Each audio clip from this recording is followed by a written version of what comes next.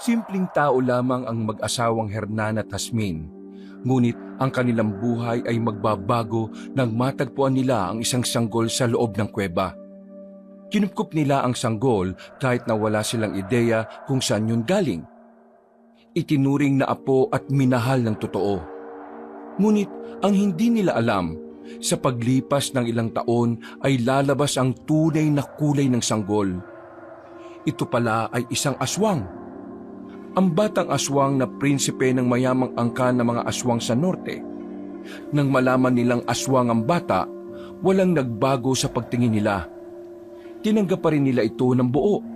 Pero dahil dito ay malalagay ang buhay nila sa alanganin. Darating ang mga aswang para bawiin ang bata. Dahil ayaw sumama ng bata, magagalit ang mga iyon at magsisimula silang maghasik. Mapapalaban sila sa mga aswang. Malalagay sa peligro ang kanilang mga buhay. Ngunit tutulungan sila ng batang si Isagani, ang prinsipe ng mga aswang na uubos sa kanyang buong angkan. Sa pakikipagharap ni Isagani sa sariling mga kadugo, matalo niya kaya ang mga iyon? O mabibigo lamang din siya dahil sa masyado pang hilaw ang kanyang pagiging aswang? Sasapat kaya ang suportang makukuha niya mula kay Simon na isang binatang albularyo? O baka ito na rin ang hudyat ng kanilang katapusan? Kakasapit pa lang ng gabi, pero konsumido na naman ang mag-asawang Hernan at Jasmine sa kanilang apo na si Simon. Umuwi na naman kasi itong may problema. Pumalpak kasi ang inimbento nitong langis na sana ay may kakayahang makapag-alis ng lamig sa katawan. Ang kaso nga lang, sa halip na guminhawa ang pakiramdam ng pasyente ni Simon, mas lalo pang bumigat ang pakiramdam nito. Si Simon ay kakaiba ang obsession sa pagiging albularyo. 2 taon na siyang nagpapaka-albularyo pero kahit na anong gawin niya, may mga bagay pa rin talagang hindi umaayon sa kanya. Marunong naman siyang manghilot, marunong din naman siyang magtawas. Pero pagdating sa ibang bagay, lalo na ang paggawa ng mga gamot at kung ano-ano pang pangontra, doon siya pumapalpak. Pero kahit na ganito, hindi siya tumitigil. Paulit-ulit niyang ginagawa at tinatama ang mga mali. Aniya, matututo rin naman siya pagdating ng panahon. Ang kaso, tutol ang kanyang lolo at lola sa ginagawa niya. Para kasi sa 2 matanda, ikapapahamak lamang niya ang pagiging albularyo. Sa kanilang lugar kasi, may mga taong galit sa albularyo. Paniniwala kasi ng iba, nanloloko lamang ang mga albularyo para magkapera. Ginabi ka na naman ah. Bakit ba kasi hindi ka nalang humanap ng magandang trabaho, Simon? Medisina naman ang tinapos mo sa Manila. Bakit sinasayang mo ang buhay mo sa pagiging albularyo na ganyan, ha? O nga naman, sayang naman ang pinaaral ng mama mo sa'yo kung hahantong ka lang sa ganyan. Ano ba kasing nakain mo, ha? Ano ba naman kayo? 2 taon ko na itong ginagawa. Hindi niyo pa rin ba alam kung bakit ito ang gusto ko? Kaya nga ako umalis sa Maynila para magawa ko to eh. Tapos dito naman puro sermon lang ang natatanggap ko. Bakit hindi ka nalang kasi umuwi ng Maynila at magtrabaho ka ron? Dito mo sinisiksik ang sarili mo wala ka namang mapapala dito. Hindi rin naman magagandang trabaho sa bayan kasi maliit lang ang ospital doon. Sa Maynila, magagamit mo ang tinapos mo kasi ang daming ospital doon. Wala ka na ba talagang balak na piliin ng tama? Ang sakit mo na sa ulo sa totoo lang. Ito po ang tama kasi itong gusto ko. Kailan ba magiging tama ang isang bagay na kahit kailan hindi mo namang gustong gawin? Bakit ba kasi hindi na lang kayo maging masaya kung anong gusto kong gawin? Mahirap ba maging masaya para sa akin? Paano kami magiging masaya sa mga ginagawa mo kung lagi ka na lang nagkakaroon ng bodilyaso? Lagi na lang may reklamo. Baka sa susunod yan ipakulong ka na. Sige nga, paano kami magiging masaya kung ganyan nangyayari sa buhay mo? Gusto mo magdiwang kami kasi yung hinaplusan mo ng langis kanina lalong sumama ang pakiramdam? Siyempre, trial and error lang muna kasi yun. Kakagawa ko lang ng langis At nagsabi naman ako sa kanya na yun ang unang beses na gagamitin kong langis sa tao. Kaya nasisira na ba ang ulo mo? Anong trial and error? Hindi mo pwedeng gawin ito kapag buhay na ang pinag-uusapan. Paano kung namatay yung pasyente mo? Sasabihin mo trial and error? Ano ka ba? Nag-i-eksperimento? Simon, ang pagiging albularyo ay parang pagiging doktor din. May iisa kayong dapat pangalagaan. Yon ay ang buhay ng tao. Kung ganyan ang prinsipyo mo sa panggagamot, abay, mas mainam na ngang huwag ka nalang maging albularyo. Ganyan naman kasi kayo lagi sa akin eh. Hindi ko maramdaman ang suportan nyo eh. Anong hindi maramdaman? Tingin mo, papayag kaming gawin mo yan ng halos 2 taon kung hindi namin sinusuportahan ang gusto mo? Oo na. Alam ko nang hindi nyo gusto itong pagiging albularyo ko. Pero itong tatandaan nyo, darating ang araw at patutunayan ko sa inyong ito talaga ang para sa akin. Patunayan mo, Simon! Patunayan mo sa amin na yan talaga ang kapalaran na dapat para sa isang katulad mo! Sandaling natahimik ang buong bahay. Nanatili lang na nakaupo si Simon sa tapat ng lamesa habang ang 2 matanda ay nasa katre. Tila kapwa rin nakikipagpakiramdaman at naghihintay kung anong sunod na sasabihin ng binata. Siya nga po pala. Baka may 100 po kayo dyan. Oh, tingnan mo isang to. Ano bang gagawin mo sa 100? May bibilin lang po akong halaman. Sabi ng kakilala kong albularyo rin sa kabilang baryo, yung halaman daw na yun Bigyan mo na lang yan ng pera. Baka mamaya isipin pa niyan hindi natin siya sinusuportahan. Biglang lumabas na lamang ng bahay ang matandang si Hernan. Napailing na lamang si Simon dahil doon. Alam niyang galit sa kanya ang lolo niya. Mabuti na nga lang ay kalmado pa rin ang kanyang lola. Hayaan mo na muna ang lolo mo. Lalamig din ang ulo niya. Ikaw naman kasi. Umayos ka naman. Siguraduhin mo naman kasing tumatalab ang mga ginagawa mo para hindi naman kami nababahala sa kapakanan mo. Oo na pula. Huwag na kayo mag-alala. Babawi ako sa mga kapalpakan ko. Pangako yan. Patutunayan ko sa inyo. Oo na. Eto na ang pera. Itago mo na. Maraming salamat po. Oh, saan ka na naman pupunta? Gabi na. Pupuntahan ko lang po muna si Alan. Papalamig muna ako ron. Ang hirap matulog dito kapag may isang taong galit sa akin eh. O siya, sige. Pero kausapin mo ang lolo mo, ha?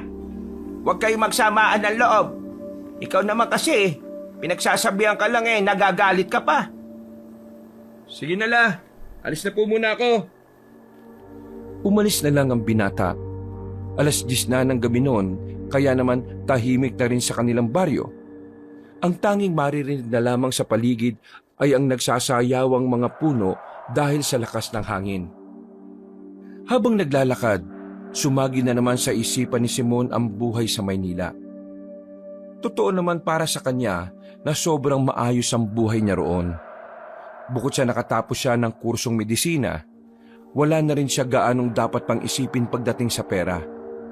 May kaya naman kasi ang kanyang mga magulang. Doktor ang kanyang ama. Ang nanay naman niya ay kapitana sa kanilang lugar. Meron din silang negosyo sa Divisoria. Pero ang lahat ng yon ay parang wala lang kay Simon.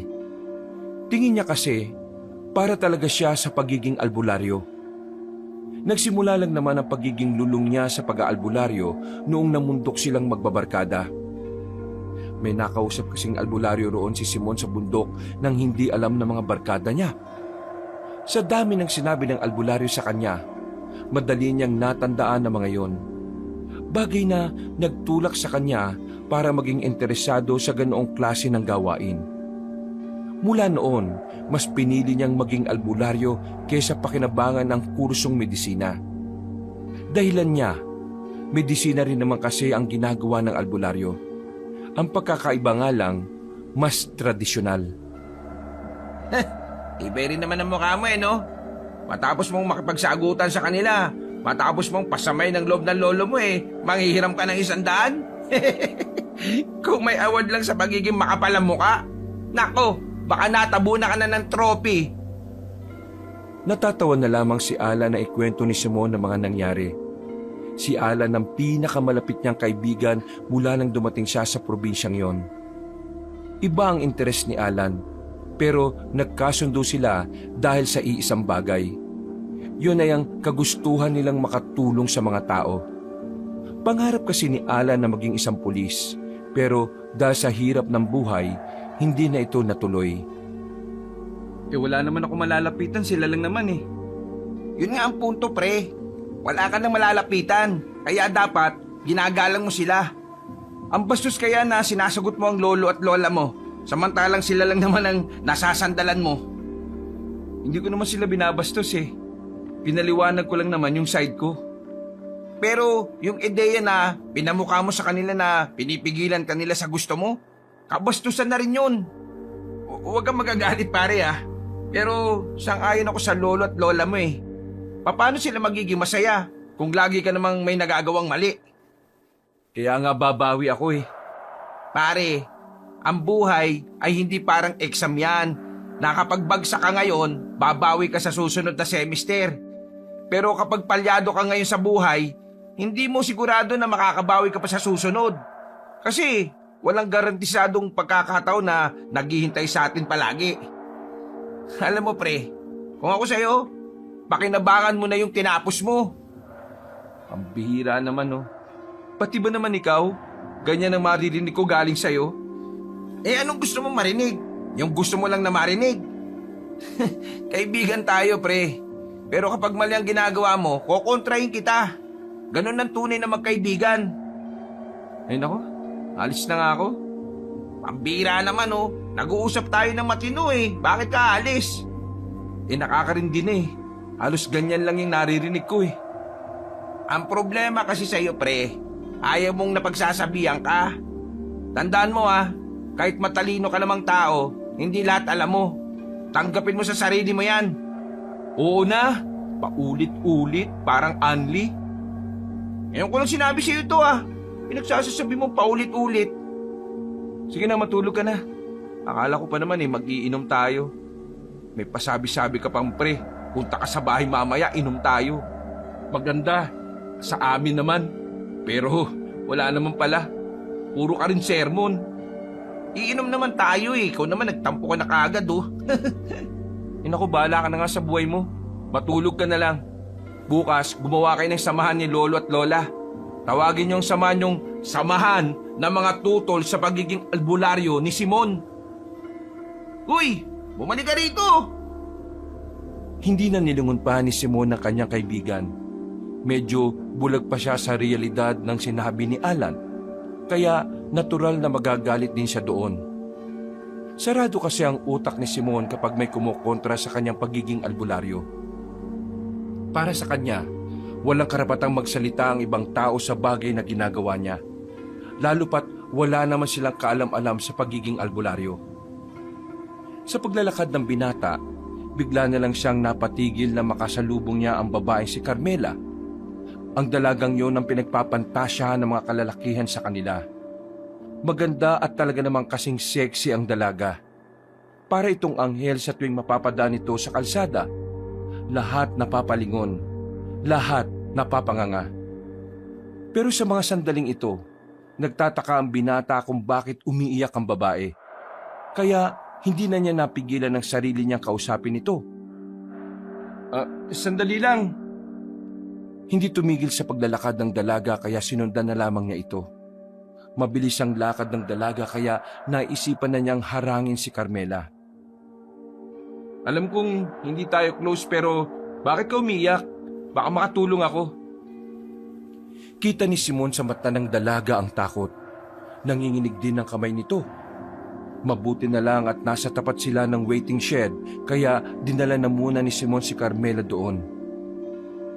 Makalipas lang ang ilang sandali, kumalman na rin ang dalaga. Sinamantala na ni Simon ang pagkakataon para tanungin ito. Huwag ka matakot sa akin. Kilala mo naman ako, di ba? Ako yung albularyo na nanghilot sa papa mo nung nakaraan. Gusto ko lang naman malaman kung anong nangyari at bakit ka umiiyak. Takot na takot kayo. galing ako sa bayan. Nagtrabaho ako ron. Tapos kanina, binaba ako ng tricycle driver kasi iba na ang dadaanan niya. Gagarahin na raw kasi siya. Kaya naglakad ako. Tapos, habang naglalakad ako, may sumusunod sa akin na lalaki. Akala ko masamang tao lang kaya nilabas ko yung balisong na binigay sa akin ni Papa. Pero nagulat ako. Sobrang nabigla ako nang makita kong gumagapang siya palapit sa akin. Nang matapatan ng ilaw ang mukha niya, nakita ko yung mukha niya. Nakaiba, nakakatakot, matutulis ang ngipin. Tapos sobrang nanlilisik ang mga mata niya na puro itim lang. Hindi ko alam kung anong klaseng tao siya eh. Pero para siyang alimaw. Mabuti na lang may dala akong pabango. Inispray ko siya sa mukha, kaya nakatakbo ko paalis. Sa mga narinig na yun ni Simon, ay nakaramdam siya ng kaunting kilabot. Yung kasi ang unang-unang pagkakataon na may ganoong kwento siyang nalaman. At talagang galing pa mismo sa isang dalaga na alam niyang hindi rin naman naniniwala sa ganon. Narinig mo naman ang sinabi ko nung hinilot ko si Papa, di ba? Ang sabi ko, hindi ako naniniwala sa albularyo, sa mga kakaibang nilalang. Pero kanina, parang binabawi ko na ang sinabi ko. Simon, totoong nakita ko. Totoong naranasan ko kanina. Ito, tingnan mo tong binti ko. May bakas pa ng mga kamay niya. May sugat konti kasi matalim ang kuko niya eh. Umupo si Simon at nakita niya sa kaliwang paa ng babae ang bakat ng kuko na dumalis doon. Mabuti na lang at may dalang tela at halamang gamot ang binata na hindi niya alam kung tatalab. Pero sinubukan pa rin niya. Tinapalan niya ng halamang gamot ang sugat at saka tinapalan ng tela. Huwag ka mag-alala, Carmela. Naniniwala naman ako sa iyo eh. Pero sa ngayon, wala ka na muna pagsasabihan nito ah. Kahit sa papa mo, wag. Kasi baka magdulot ito ng kaguluhan dito sa atin. Baka rin matakot at maalarma ang mga tao. Kapag nagkaganon, baka hindi na tayo makalis ng baryo dahil pagbabawalan tayo ng pamunuan natin. Ganito na lang ang gawin natin. May cellphone ka naman, di ba?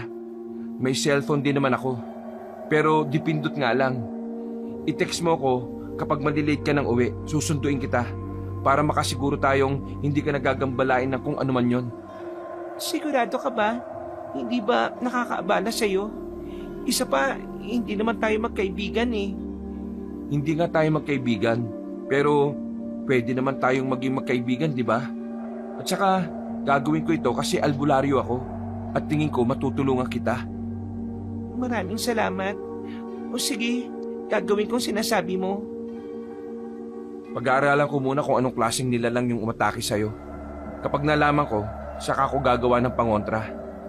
O tara na, ihahatid na kita sa inyo. Hindi naman presko si Simon pagdating sa babae.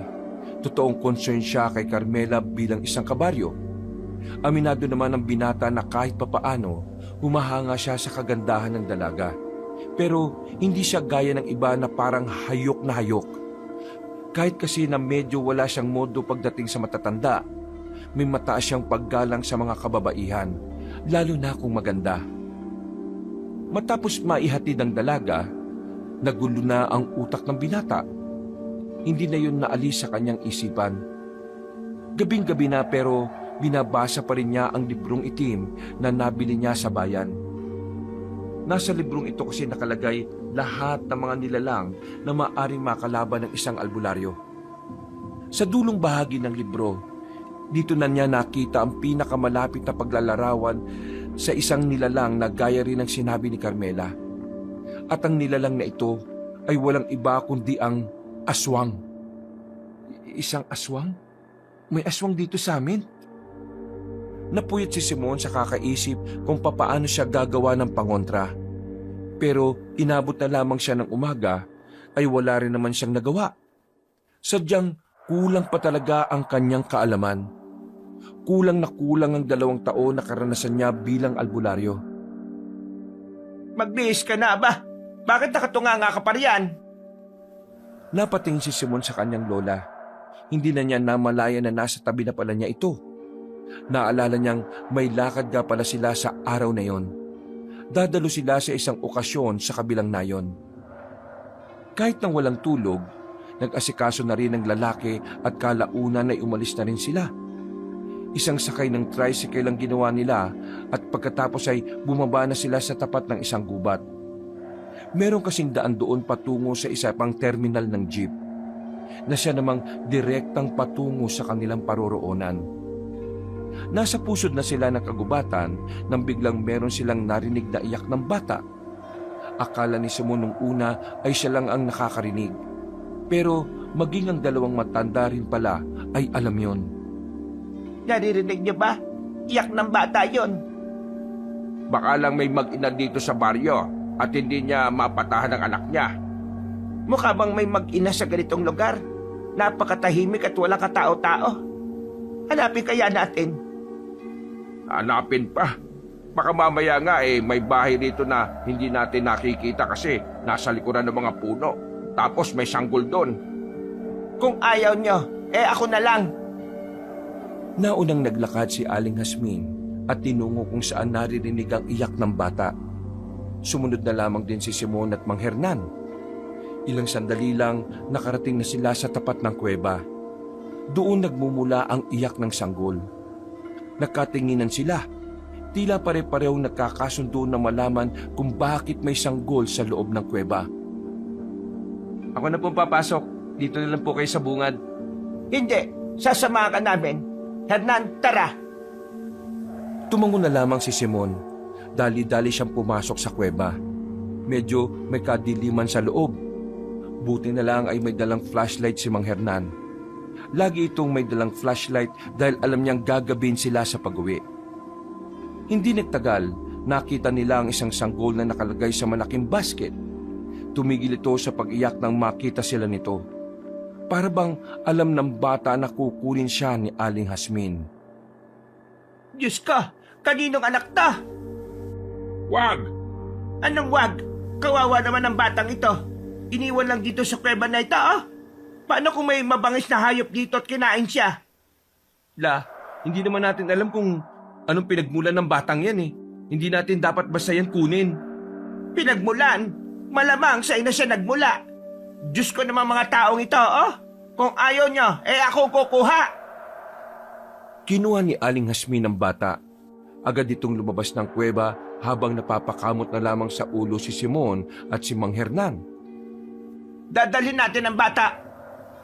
Hasmin, ang hirap na nga ng buhay natin, isasama mo pa ang batang yan. Anong gusto mo? Iwan ang batang ito kahit tayo naman ang nakakita. Matitis ba ng konsensya mo kapag may nangyaring masama sa sanggol na ito?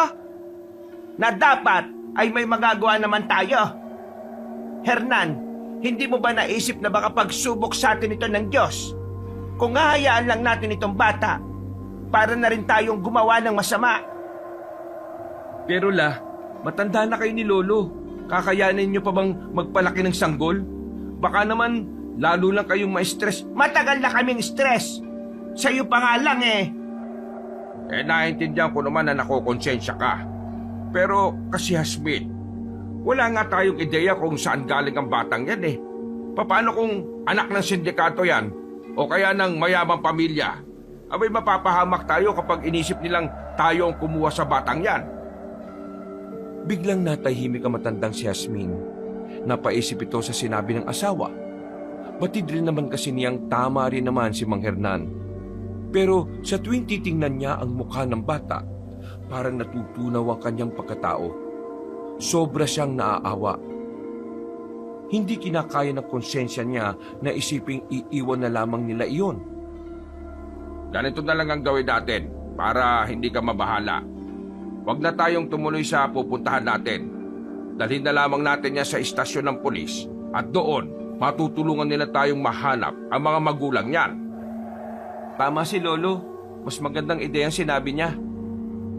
Nagbuntong hininga na lamang ang matandang babae.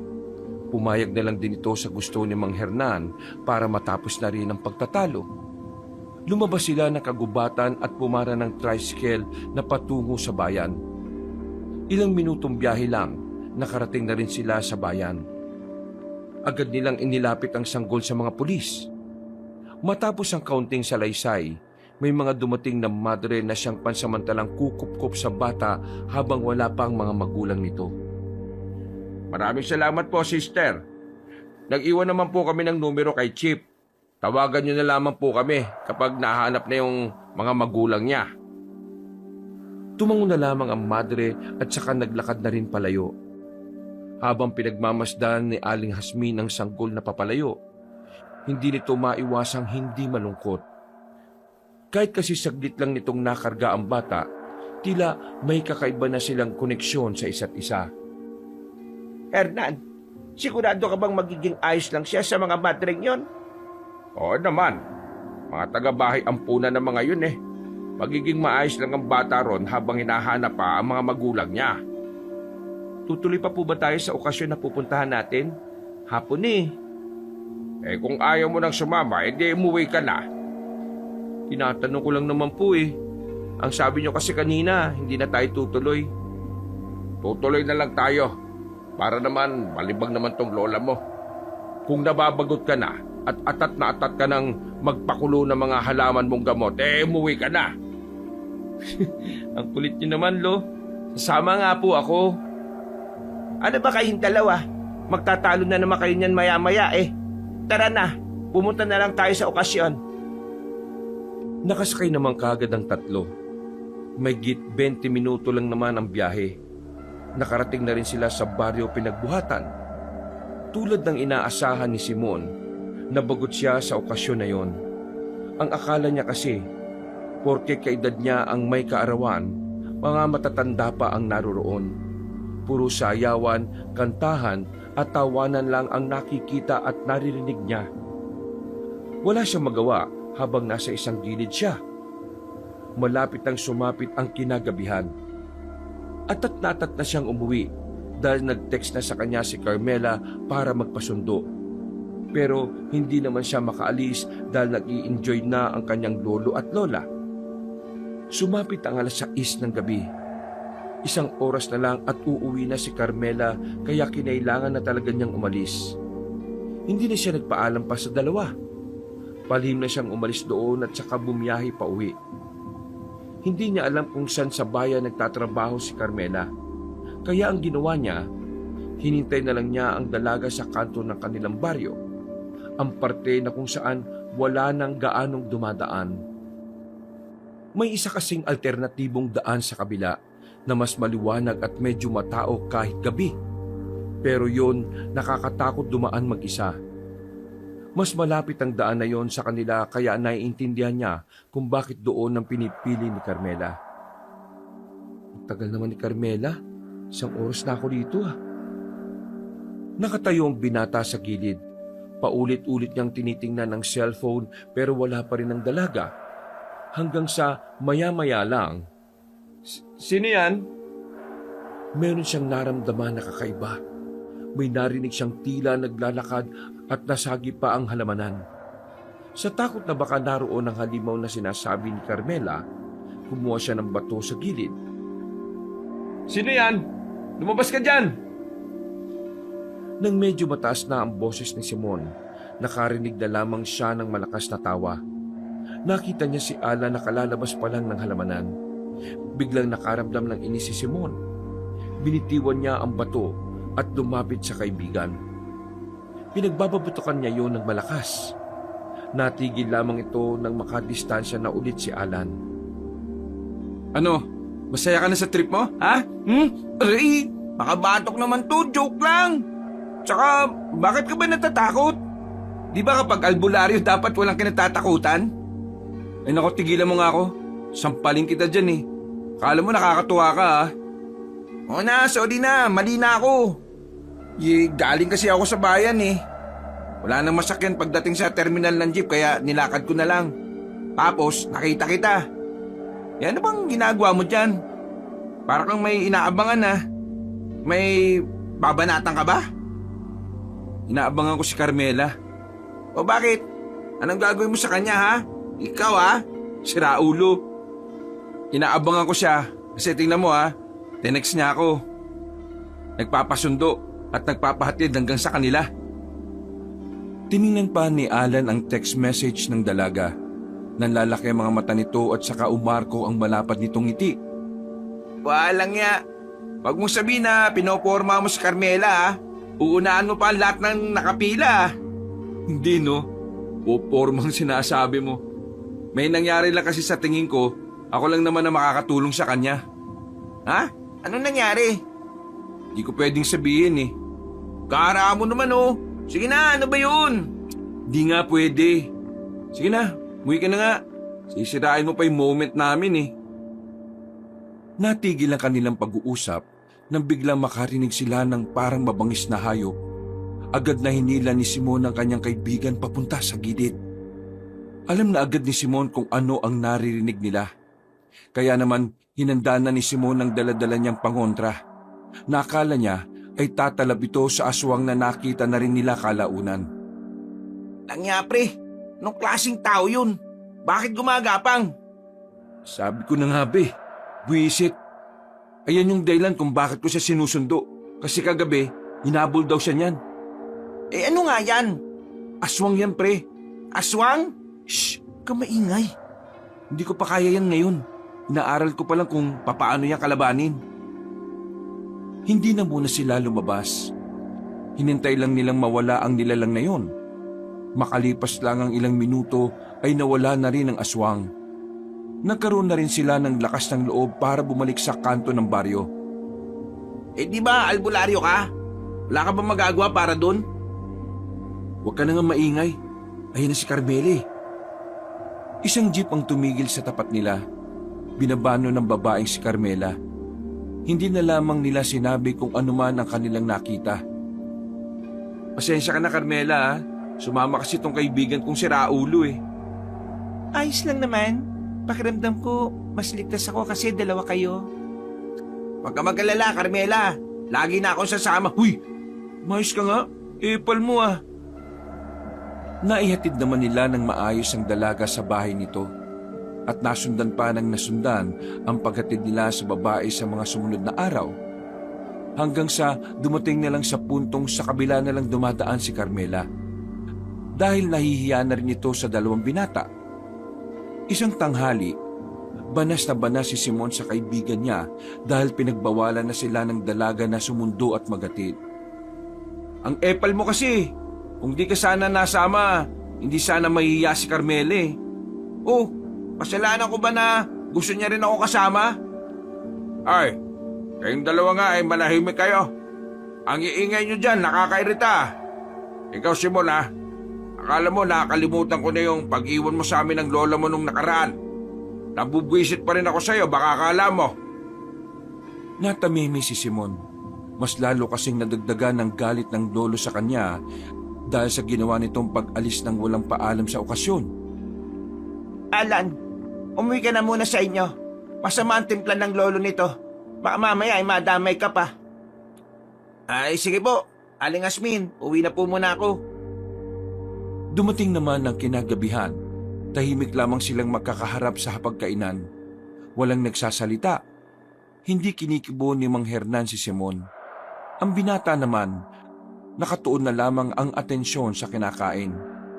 Pero maya-maya lang, sabay-sabay silang napatigil sa pagmuya nang marinig nila ang pag-iyak ng sanggol sa labas ng kanilang bakuran. Nagkatinginan sila sandali. Kalaunan ay sabay-sabay silang napatayo at lumabas. Nakita nila ang basket kung saan naroon ang sanggol. Nasa mismong tapat ng hagdanan nila. Hernan, ang bata! Sino nagbalik niyan dito? Hindi na hinintay pa ni Aling Asming na pigilan siya ng asawa. Dali-dali nitong kinuha ang sanggol at ipinasok sa loob ng bahay. Hernan, para sa atin talaga ang batang ito. Tingnan mo, ibinalik siya sa atin ng Diyos. Sino naman kayo naglagay niyan dyan? O Yasmin, huwag kang matuwa ha. Kasi baka mamaya tatawag na mga madre sa atin. Alam nilang nawawala yan. Pinagbigyan ko na ang gusto niyo nung una. Ngayon, nandito na ulit ang sanggol na ito. Ako naman ang masusunod. Dito na siya sa atin. Ay, nag-iisip ka ba? Hindi natin maililihim ang batang yan sa mga kapitbahay natin. Baka pag-isipan pa nila tayo ng masama. Anong ililihim? Hindi natin siya ililihim, ano? Sasabihin natin sa mga kapitbahay kapag nagtanong sila, ito ang anak ni Simon. Uy, La! Huwag kang nga ganyan. Ginamit mo pa ako eh. Masisira ako kay Carmela niyan. Kasi sabi ko sa kanya, binata ko. Ay wala na tayong ibang magagawa. Kesa ibigay natin sa ibang batang ito. Baka mas lalo pang mapahamak ito eh. Hasmon naman. Hernan, pakiramdam ko talaga sa atin tong sanggol na ito. Tingnan mo, nakangiti siya sa akin. Masaya siya rito sa bahay. Ay nako, talaga si Lola oh. Lumipas ang mga araw. Naging usap-usapan ng mga tambay ang pagkakaroon ni Simon ng anak. May ilang naniniwala, may ilang hindi rin naman. Wala rin naman kasing nobya ang binata. Isa pa, alam ng lahat na pag-aalbularyo lamang ang inaatupag nito. Nakakainis talaga si Lola oh. Hindi na tuloy ako pinapansin ni Carmela. Tingin ko pre, may gusto rin sa'yo yun eh. Affected siya eh. Nakakainis talaga yung batang yan oh. Wala akong pakialam dyan.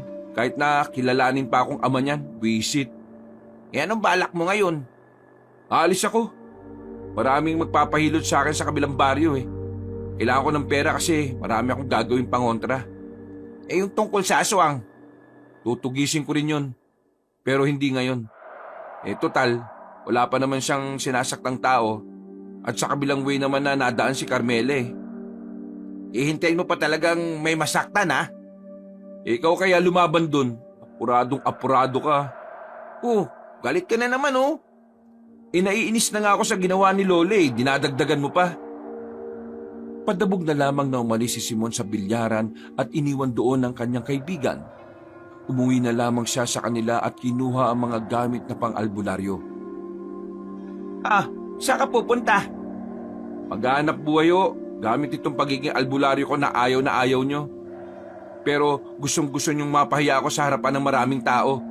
Kasi usapan na ngayon na meron na akong anak dahil sa lintik na batang inampun ninyo. Ang sama naman ng ugali mo ah! Ha? Isang malakas na sampal ang natanggap ni Simon mula sa kanyang lola. Ang sampal na yun ang tila nagpatahimik sa binata. Natamemi siya. Parang naalog ang utak niya at napagtantong hindi rin tama ang kanyang sinabi. Naiintindihan ko kung bakit ka nagagalit. Pero ang hindi ko maintindihan, bakit pati ang batang walang malay, idadamay mo? Hindi na lamang nagsalita si Simon dahil ayaw na rin niyang makapagsalita pa ng hindi maganda. Umalis na lamang siya. 2 linggo rin siyang hindi bumalik.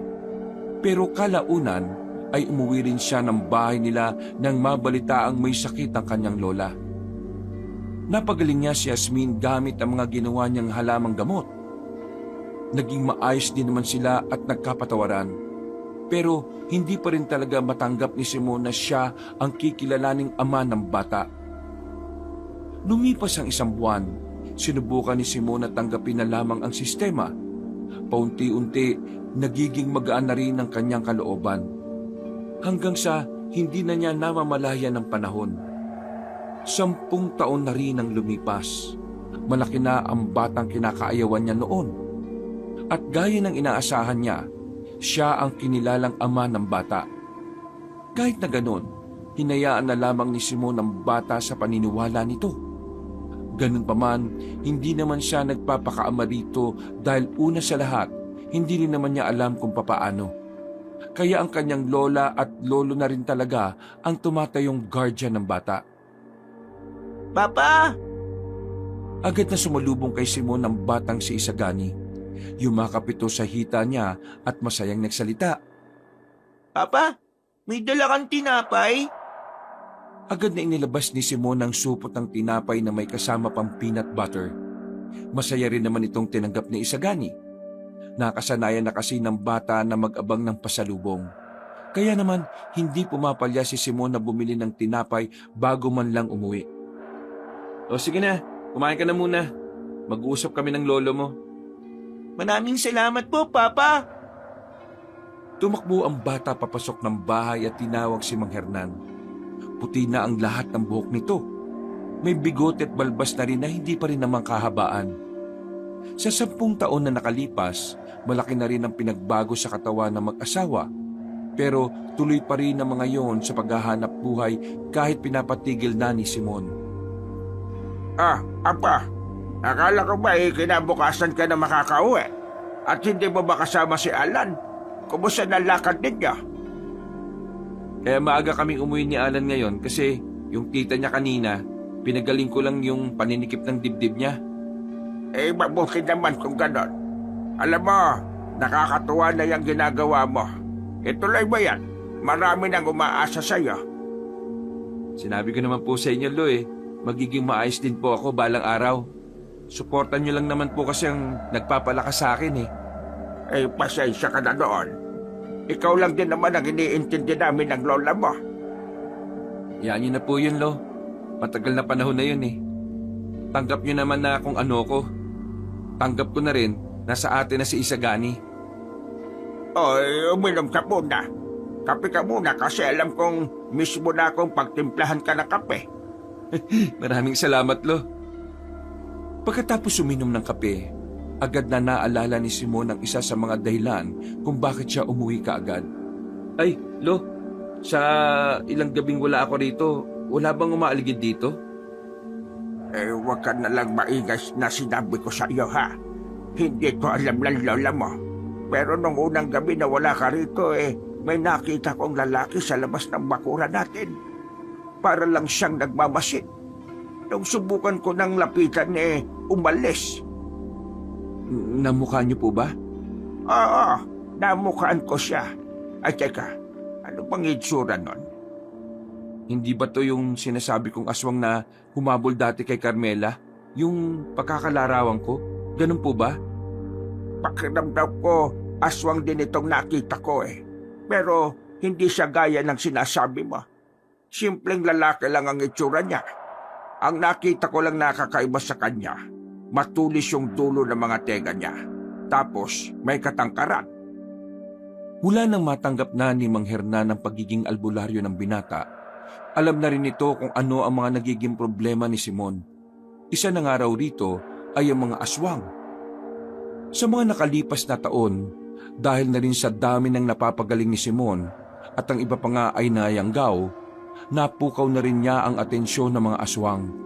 Kaya hindi na rin nakapagtataka na may dumadalaw na ring aswang sa kanila para patayin siya. Karamdam ko, Apo, ikaw ang pakay niya Nag-aalala ko sa iyo. Baka mapano ka. Kung sino man siya, alam kong hindi ako pakay niya, Lo. Paano hindi ikaw? Ikaw lang naman ang albularyo sa pamilya natin. Ikaw ang nagpagaling sa mga biktima nila. Ay nako, kung bakit ba kasi bigla na lamang lumitaw ang mga aswang na yan Wala naman kasi yan noon, di ba? Ay nako, buti na lang nandyan kayong mga albularyo. Nagsimula lang naman ang lahat ng to nung natuklasan ng mga kapwa ko albularyo ang lungga ng mga aswang sa norte. Tapos, ayun, bigla nang nagkaganito. Hindi mo sinagot ang tanong ko. Kung hindi ikaw ang pakay, sino sa aming tatlo? Huminga ng malalim si Simon. Hindi niya alam kung handa na ba siyang sabihin sa kanyang lolo ang kanyang naalalaman. Natatakot siya na baka kapag nalaman nito ang totoo, hindi nito kayanin at baka mas lalo pa itong may stress. Kaya naman, nag-isip na lamang siya ng ibang dahilan. Kapag naalis ako ng baryo, may mga nasunod sa akin. Kaya kung alam nilang umalis ako, malabong yung aswang na nagpunta rito ako ang pakay kasi alam nilang wala ako sa bahay Tingin ko, ang aswang na nakita mo rito ay napadaan lang. Naramdaman niya siguro na maraming pangontra sa bahay natin. Ay, kung sa bagay, mararamdaman talaga nila yon kasi ikaw ang gumawa. Kaya nga, Lo, huwag ka nalang maingay kay Lola, ha? Kasi sa mga puntong ito titigil muna ako sa panggagamot. Kami ng mga kasamahan ko, sisimulan na naming tumugis ng aswang bukas ng gabi. Nakatanggap kasi kami ng balita na ang una nilang bibiktimahin ay mga babae at bata. Bago pa sila makapagasik dito, gagawa na kami ng paraan. Makakaasa ka na hindi ito makakarating sa lola mo. Kaso Apo, nababahala ko para sa iyo. Hindi ka ba mapapahamak dyan? Lo, sa 10 taon na lumipas, Marami na ako natutunan. Hindi man ako ang pinakamalakas, pero ramdam ko na kaya ko na makipaglaban gamit ang mga nalalaman ko. Isa pa, kasama ko na rin naman si Alan eh. Buti nga tinutulungan ako ni Alan. Ang sabi niya kasi, malabo na siyang matupad yung pangarap niyang maging pulis. Anong edad na namin, no? Kaya ito, magiging kanang kamay ko na lang daw siya. Ay siya, sige. Pumasok ka na sa loob. Mamaya lang magluluto na ako ng hapunan. Sabay na silang pumasok sa bahay at tuwang-tuwa naman ang matandang si Yasmin nang makita siya. Halos 5 araw din kasi siyang hindi umuwi para sa mga panggagamot na ginawa niya. Kaya naman mahigpit na yakap ang ginawa ng kanyang lola para sa kanya. Masaya silang nagsalo-salo sa hapagkainan ng gabing yon. Maya-maya lang, naganda na rin sila para sa kanilang pagtulog. Habang nakahiga, hindi makatulog si Simon. Pabalik-balik ang tingin niya sa batang masarap na ang tulog. Bumangon siya at kinuha ang cellphone. Walang text mula sa dalagang si Carmela. Halos napakatagal na rin siyang naghihintay. Pero mula noon, tuluyan na siyang hindi kinausap ni Carmela. Wala na rin siyang balita kung nasaan yun. Maya-maya pa, biglang naalarma ang lalaki. Uminit ng bahagya ang kanyang suot-suot na anting-anting. Dahil dito, marahan siyang bumangon at saka sumilip sa kanilang bintana. Wala naman siyang nakikitang aswang sa labas, pero tumungo pa rin siya sa bakuran para makasigurado. Lumakas ng lumakas ang pagiging aktibo ng anting-anting habang tumatagal. Pero kalaunan, bigla itong humihina. Senyalis na papalayo ng aswang na nararamdaman niya. Dahil dito, pinakiramdaman niyang maigi kung saan ang gagaling ang presensya. Mabilis siyang tumakbo nang matukoy kung nasaan ang aswang. Nakarating siya sa abandonadong daan na nahaharangan na rin ng mga nagtumbahang puno. Doon ay nakita niya ang isang lalaking matangkad at nakaitim. Nakaupo ito sa katawan ng puno na parabang hinihintay lang din siyang dumating. Sino ka? Ikaw din ba yung lalaking umaaligid sa bahay namin? Alam kong alam mo kung bakit ko yung ginagawa, Simon. Mukhang naka-background ka na ng maayos tungkol sa akin, ha? Masyado na matunog ang pangalan mo eh. Marami ka na rin inantalang trabaho ng mga aswang. Kaya makikilala talaga kita. Ano ba kailangan mo? Bigay mo sa akin ng bata. Sino ka ba? Wala akong nakikitang dahilan para magpakilala sa'yo. Wala tayong atraso sa isa't isa. Ang gusto ko lang ay gawin ang trabaho ko. Kaya ibigay mo sa akin ang bata. Alam ko ang plano niyong kumuha ng mga bata at dalaga. Kaya tingin mo, ibibigay ko sa iyo si Isagani? Huwag ka na magtanga-tangahan. Alam kong alam mo kung bakit ko kinukuha si Isagani. Simon, aswang si Isagani. Una pa lang, sa amin na siya nabibilang. Napasarado ang kamay ni Simon. Matagal na kasi niyang alam ang tungkol sa katauhan ng bata. Noong pang mag-4 na taon si Isagani, nalaman na ni Simon na aswang si Isagani dahil nang minsang natutulog ang bata, nakita niyang nagbago ang anyo nito. Noong mga sandaling yun kasi, bigla-bigla na lamang lumalabas sa mga sintomas ng pagiging aswang. Kaya naisipan ni Simon noon na gumawa ng pangontra para mapigilan ng tuluyan ang pagpapalit anyo ng bata. Anong gagawin mo sa bata? Di ba albularyo ka? Paano kaya natiis ng albularyo na mag-alaga ng isang bata na dapat ay papatayin niya? Di ba? Mortal niyong kaaway ang mga katulad namin? Bakit mo hinayaang mabuhay pa si Isagani nang halos 6 na taon mula nang malaman mo ang totoo? Hindi ko ibibigay ang bata sa'yo. Si Isagani ang buhay ng Lola Hasmin ko. Ayaw ko masira ang mundo niya. Wala akong pakialam kung anong nararamdaman ng kahit sino sa inyo. Ibigay mo sa akin si Isagani dahil hindi siya para sa inyo. Ang kapal naman ng mukha mo na kunin siya basta. Bakit? Sino ka ba? Ako lang naman ang tiyuhin ni Isagani. Ninakaw siya sa amin ng isang albularyo noon dahil alam niyang si Isagani ang magiging tagapagmana ng posisyon pagdating ng araw.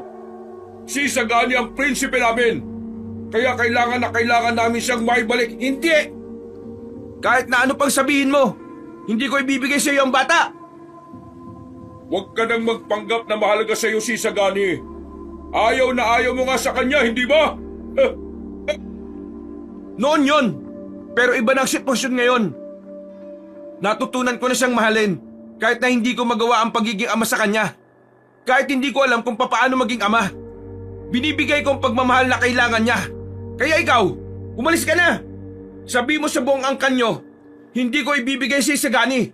Magkakaamatayan muna tayo. Pagkakamatayan? Sigurado ka ba? Naiisip mo ba na ang mga aswang na nanggugulo ngayon ay bukod pa sa angkan namin? Maraming iba na nanggugulo sa inyo bukod sa amin. Ibig sabihin, mas marami kami sa inakala mo. Kaya pag-isipan mo ang gulo na iniisip mo. Kasi kapag napuno si Lolo Abukay, idadaanan namin sa dahas ang pagkuha sa batang yon. Biglang kumislap ang anting-anting ni Simon. Kasunod nito, mabilis siyang nakalapit sa lalaki. Nagpakawala siya ng isang malakas na suntok na agad din namang tumama sa mukha ng kalaban. Tumilapon ng lalaking aswang at saka tumama pa sa puno. Sinundan naman yon kaagad ni Simon at saka bumulong habang nakahawak sa anting-anting. La Fuego de Uno! Pagkatapos niyang sabihin yon, naramdaman niya ang malakas na enerhiya sa kanyang kamao. Lumundag siya patungo sa lalaking nakahiga pa rin. Pagsuntok niya roon, ay nakailag ito sa kanya. Sa lakas ng impact ng kanyang kamao, nayanig ang lupa at tila nagsayawan ng mga kawayan sa paligid. Hindi ko inakala na ganito ka pala kalakas. Mukhang kailangan kong mag-ingat sa iyo Hindi ako magdadalawang isip na gamitin ang lahat ng lakas ko para lang patayin kayo. Tigilan mo ang pamilya ko. Tigilan mo si Isagani. Kung hindi, sa susunod na makaharap kita, dudurugin ko na ang mga buto mo. Nakakatakot ang mga banta mo Pero dahil masyado akong naging kampante, tatanggapin ko bilang babala ang sinasabi mo. Sa ngayon, kailangan ko munang umalis. Pero ito ang tatandaan mo. Kapag hindi mo isinuko si Isagani sa akin bago matapos ang buwan, buong angkan namin ang pupunta sa inyo. Tumalon na papunta sa kabilang puno ang lalaki. Hindi na rin yun hinabol pa ni Simon dahil wala naman yung balak na lumaban sa kanya. Kinaumagahan, umarte lang si Simon na parabang walang nangyari. Nagdadalawang isip pa siya kung sasabihin niya sa dalawang matanda ang tungkol kay Isagani. Kaya naman minabuti na muna ni Simon na kay Alan lang ipaalam ang lahat. Maging si Alan, hindi rin makapaniwala na aswang si Isagani. Ngayon lang din ito nalaman kung hindi pa sasabihin ni Simon. Pre, laking problema niyan. Una, paano kapag nalaman ng mga kapwa mo albularyo na aswang si Isagani? Tingin ko, hindi nila hahayaang mabuhay yung anak mo. Tapos, paano kung totoong pumunta nga ang angkan ni Isagani rito? Kakayanin ba natin sila hindi naman natin alam kung anong kakayahan ng mga aswang na yun. Tapos, hindi pa alam ni Mang Hernan at Aling Asmin yung pagiging aswang ng bata. Parang masisiraan na nga ako ng ulo kakaisip Ayaw ko rin naman kasi na masaktan si Lola. Isa pa, napamahal na rin sa amin si Isagani. Ang hirap isipin na isusuko namin siya sa mga aswang na yun. Baka mamaya maging masama pa si Isagani. Anong balak mo ngayon? Hindi na muna siguro ako lalayo masyado dito sa baryo. Nababahala ko na baka bigla na lang nilang atakin sina lolo at lola Di ba may pangontra naman sa bakuran ninyo? Oo nga, pero hindi ako sigurado kung lahat ba ng aswang tumatalab yun. Paano kung pumunta yung sinasabi ng lalaki na si Abukay? Malakas na aswang yun, panigurado. Makakapasok yun ng walang kahirap-hirap. Yung lakad natin mamayang gabi, hindi natuloy. Tuloy yun. Uuwi na lang tayo kaagad para mabantayan ko sila sa bahay. Tumangot-tango na lamang ang kaibigan niyang si Alan. Maging ito rin ay na-stress na rin sa mga nangyayari. Dakong tanghali, muling bumalik si Simon sa kanilang bahay.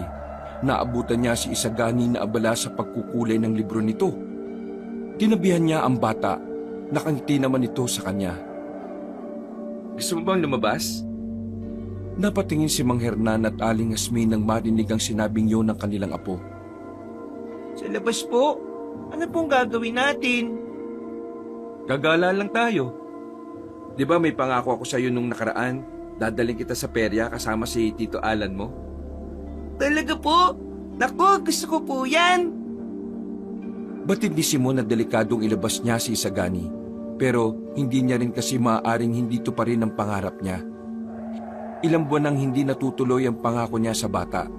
Isa pa, gusto niyang samantalahin ang pagkakataon habang hindi pa nagiging malala ang sitwasyon. O sige, magbihis ka na. Kasi hindi tayo pwedeng abutin ng gabi. Nagmamadaling pumasok ang bata sa loob ng bahay. Napangiti namang lumapit sa kanya ang lolong si Hernan. Talagang nabawi ka sa batang yan ah. Natupad ako sa usapan eh. Baka mamaya, inaabangan niya pala yun tapos hindi ko naman tinupad. Isa pa, hindi naman na ibang tao ang batang yan sa akin. Basta mag-iingat kayo ha. Umuwi ka agad kapag wala nang gagawin doon. Wag po kayo mag-alalala. Wala namang masamang mangyayari sa amin eh. Matapos makapagbihis si Isagani, lumarga na rin silang dalawa at isinama rin si Alan. Medyo malayo-layo ang perya sa kanila, kaya halos kalahating oras silang nasa biyahe. Nang makarating na sila sa biyahe, nakita nilang wala pang gaanong tao sa perya. Wala pa ring ibang laro. Ang sabi ng isang lalaking naroon, gabi pa raw yun magbubukas. Pre, gabi nag-ooperate ang mga perya. Ay, oo nga pala no. Nakalimutan ko. Ayos lang po, Papa. Sa iba na lang po tayo. May alam akong pwedeng puntahan, kaso medyo malayo. Parang perya din. Pero bukas sila kahit na ganitong oras. Pwede tara na, punta na natin. Maglalakad na sana sila patungo sa bangketa nang maramdaman ni Simon na naging aktibong anting-anting niya. May naramdaman kasi itong kakaibang presensya sa paligid. Sa tingin niya, aswang yon. Pre, may aswang, alerto. Tumingin-tingin si Alan sa paligid. Sa kabilang kalye, nakita niyang may isang lalaki na nakatingin sa kanila. Nakita rin yun ni Simon. Isagani, dito ka muna sa tito mo ha. Hahanap lang ako ng pwedeng maihian. Nagmamadaling tumawid si Simon. Sinundan niya ang lalaking nakamasid sa kanila hanggang sa maabutan na niya yon. Hoy! Pamilyar sa kanya ang presensya ng lalaki. Hindi siya pwedeng magkamali. Yun ang aswang na muntika ng makalapa kay Carmela. Kaya naman hindi siya nagdalawang isip na atakihin yon. Tinakbo ni Simon ng lalaki at saka hinawakan sa damit. Binalandra niya yon sa pader. Biglang nagbago ng anyo ang lalaki at saka mabilis na nakawala. Pero hindi yun tinintana ni Simon. Inaktibo niya ang anting-anting at saka sinintok yun ng malakas. La Fuego di Uno! Pagkatama ng suntok ni Simon sa sikmura ng aswang, bagya pang umusok ang kamao ni Simon. Agad na tumumba ang lalaki at sumuka ng dugo. Buong akala niya ay tapos na ang laban. Nang tumalikod siya, bigla na lamang siyang nakaramdam ng pagkahilo. Dahil ang kanyang sinuntok na aswang ay isa lamang palang ilusyon. Pagtingin niya, katawan na ng puno ang kanina lang ay lalaking aswang. Napatingala siya sa taas. Nakita niyang lumundag yun papunta sa kanya at nakalmot siya sa balikat. Kainis! Anong klaseng pagkahilo to? Tumawa-tawa pa ang aswang. Mga ilang sandali lang, umatake ulit ito. Ibabaw na sana ng lalaki ang matalas nitong kuko nang biglang may mabilis na hangin na dumaan. Hindi nakita ni Simon ang nangyari. Basta namalaya na lamang niyang nawala na ang pagkahilo niya. Paglingon niya sa gilid, naroon na si Isagani. Duguan ng mga kamay, habang ang lalaki namang aswang, butas na ang kaliwang dibdib. Isagani? Hindi nagsalita ang bata, maging ito ay nagtataka rin sa nagawa. Pre, bigla na lang tumakbo si... Ha? Ano to? Nabigla si Alan ng abutan ng eksenang yon. Nakatalikod lang sa kanila si Isagani. Kita nilang may maliliit na ugat na umuumbok sa braso nito. Kapansin-pansin din na humaba ng kaunti ang itim nitong buhok. Isagani, naririnig mo ba ako, anak? Marahang lumingon ng bata sa kanila.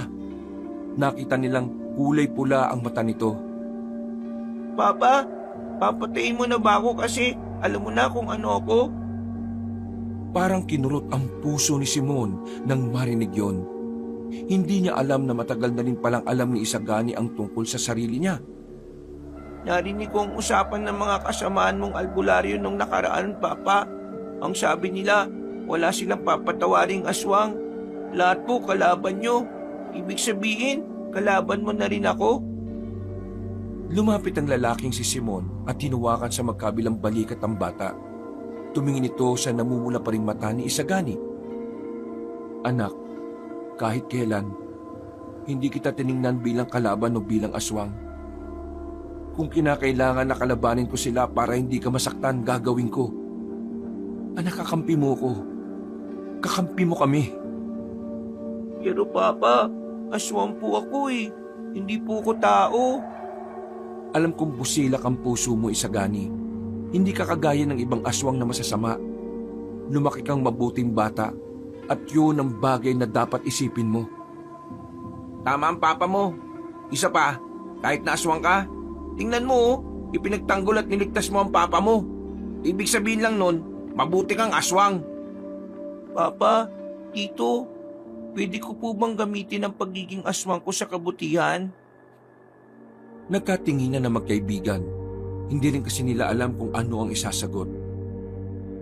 Kahit kasi pwedeng gamitin naman ni Isagani ang pagiging aswang niya sa mabuti, para kay Simon ay alanganin pa rin dahil masyado pa siyang bata. Isa pa, magagalit ang lola Asmi nila. Nanaginip po kasi ako nung nakaraan eh. Nakalaban ko raw po yung pinuno ng mga aswang. Malakas daw po yun, pero kinalaban ko po. Kaso, hindi po alam kung nanalo ko kasi inisip po ko ni Lola nun eh. Mamaya mo na siguro ikwento yan, Isagani.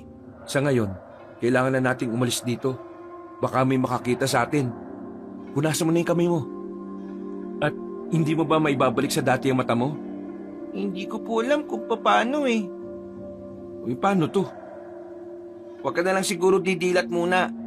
Duminat ka na lang kapag walang ibang tao sa paligid natin. Matapos ang sandaling yon, ay nilisan na rin nila ang lugar na yon. Iniwan nilang nakaandusay ang bangkay ng aswang. Nagtungo sila sa kanilang paroroonan. Kakaunti lang ang mga tao.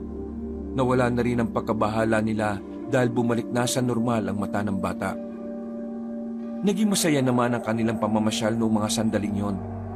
Pinaramdam nila kay Isagani kung papaano maging bata. Lahat ng laro ay sinubukan nila. Lahat ng pagkain na naroon ay pinatikim nila kay Isagani. Dakong 4:00 ng hapon, ligtas naman silang nakauwi ng baryo. Pero hanggang sa mga sandaling ito, iniisip pa rin ni Simon ang ginawa ni Isagani na pagliligtas sa kanya. Napagtanto niya kasing tila kakaibang aswang ang bata. Wala sa itsura ni Isagani ang pagiging pangkaraniwan lang.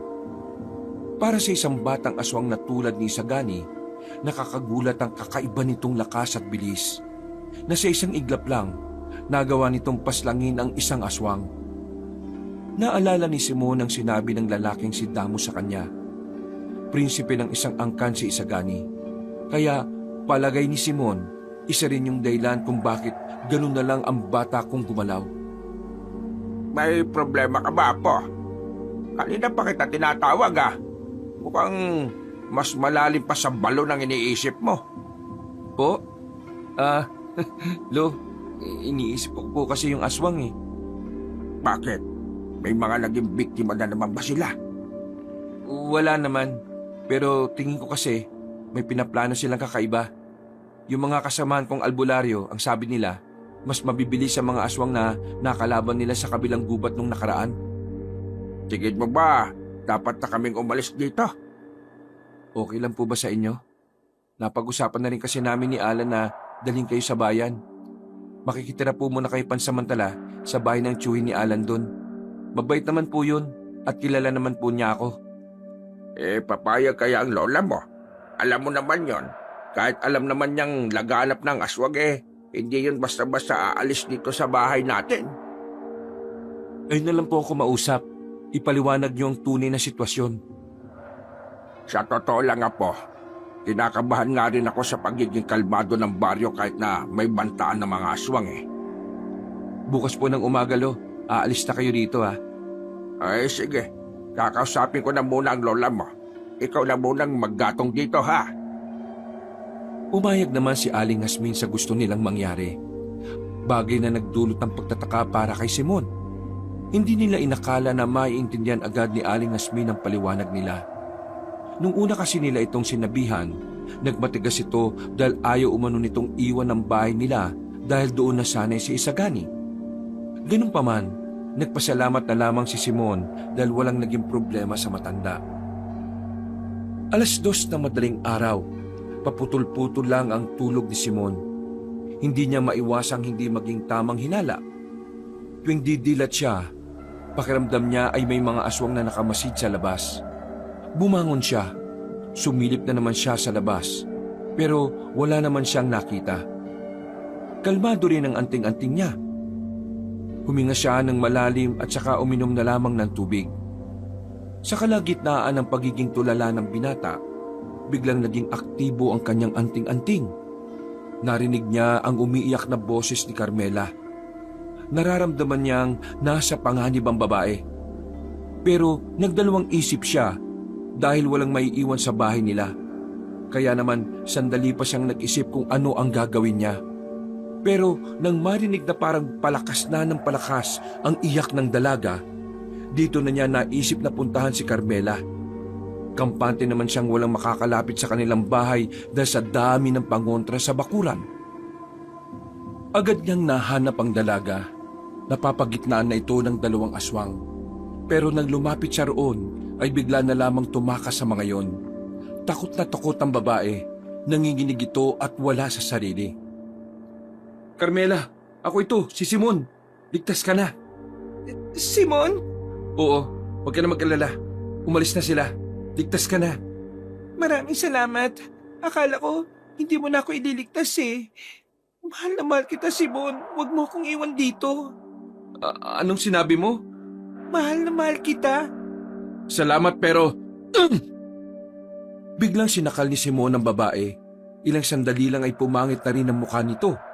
Masinigpitan niya pa ang pagkakasakal at saka sinuntok ng malakas ang muka. Le fuegue de uno! Basag ang mukha ng aswang sa lakas ng suntok na ginawa niya. Agad-agad yung namatay. May kakayahan rin pala kayong manggaya ng mukha ng tao, ha? Nanlaki ang mata niya nang mapagtanto na tila naging planado ang lahat. Inilayo lamang siya sa bahay nila para malayang makalapit ang mga aswang kina Isagani. Hindi siya nag-alala na baka makapasok ang mga aswang.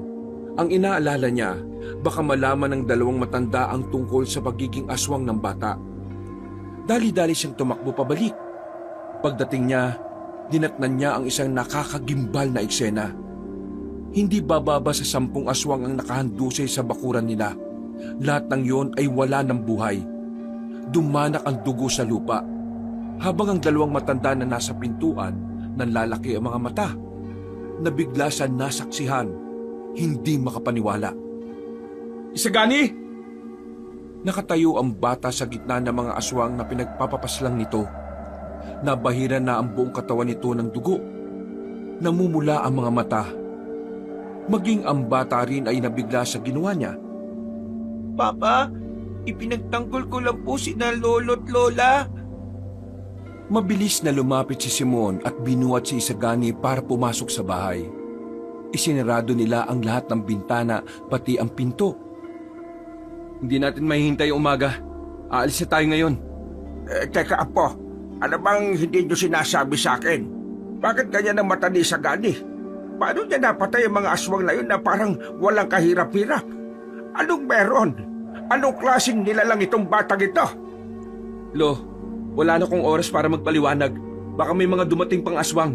Kailangan na nating umalis. Lolo, aswang po ako. Ano? Aswang ka? Napailamos na lamang sa sariling mukha si Simon. Wala na siyang magagawa dahil ang bata na mismo ang nagbunyag ng katotohanan. Aswang po ko, Lolo. Nung 4 na taon po ko, alam ko na po na hindi ako normal na bata. Patawad po kung hindi ko po sinabi sa inyo ni Lola, pati kay Papa. Natatakot po kasi ako na baka kamuhian niyo po ako eh. Kaya po ako naglihim ng matagal na panahon. Lolo, patawad po.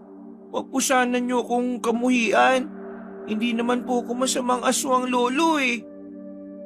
Hernan, totoong sinasabi niya.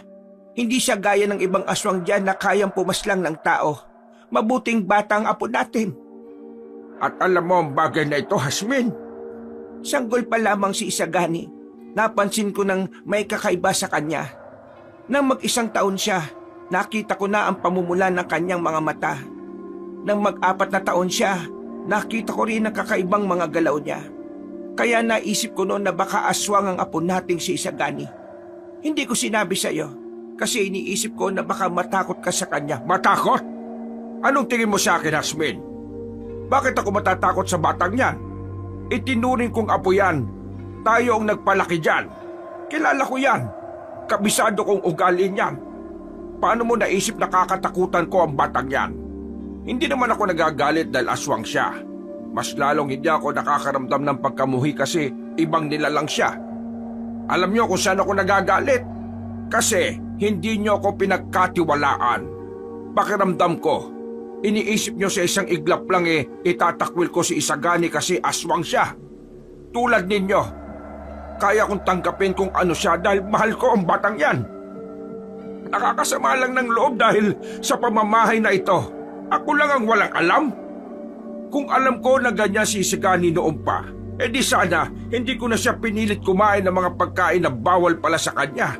Di sana mas alam ko kung paano siya poprotektahan sa tao. Pinagkaisahan niyo ako Lo, hindi ka namin pinagkaisahan. Oo, nag-alala kami na baka matakot ka kay Isagani. Pero hindi mo kami masisisi. Dahil noon pa man, alam kong kinamumuhian mo ang mga aswang. Pero hindi aswang ang tingin ko kay Isagani. Kaya malabong mangyari yon. Natigil lamang ang kanilang pagtatalo nang biglang makaramdam na sila ng mga presensya sa paligid. Ipinagtataka ni Simon, hindi na umuubra ang mga pangontra. Mamaya na natin ito pag-usapan. Sa ngayon, kailangan ko muna silang harapin. Isagani, ikaw na munang bahala kay lolo't lola ha. Papa, mag-iingat ka ha. Lumabas ng bakuran si Simon. Nakita niyang naroon na ang lalaking si Damos. May mga kasama rin itong kalalakihan. Sa puntong ito, batid ni Simon na mapapalaban siya, kaya hinanda na rin niya ang kanyang sarili. Ngayon, alam mo na kung gaano ka bang isang batang yan. Dito mo na. Tingnan mo mga aswang na nakahandusay rito.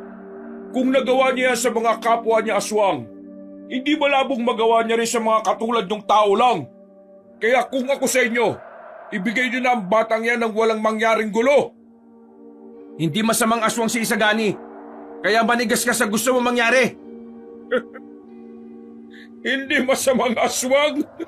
Alam mo ba na ang lahat ng aswang ay pinanganak ng may likas na kasamaan? Hindi yun mawawala. Kahit na anong gawin yung pagpapalaki ng maayos dyan, darating at darating ang panahon na lalabas din ang tunay niyang kulay. Kung gusto mong makuha si Isagani, kailangan niyo muna akong patayin. Di sige. Madali naman akong kausap Tumenya si Damos sa mga kasamahan nito. Pumalibot ang mga aswang kay Simon. Ilang sandali lang, bigla na lang nawala ang pandinig ni Simon at parang umikot na ang kanyang paningin. Alam niya sa mga sandaling ito na ginagamitan na siya ng itim na salamangka. Paraan ito ng mga aswang na sa tuwing malakas na albularyo ang kalaban nila. Buti na lang, handa si Simon sa bagay na yon.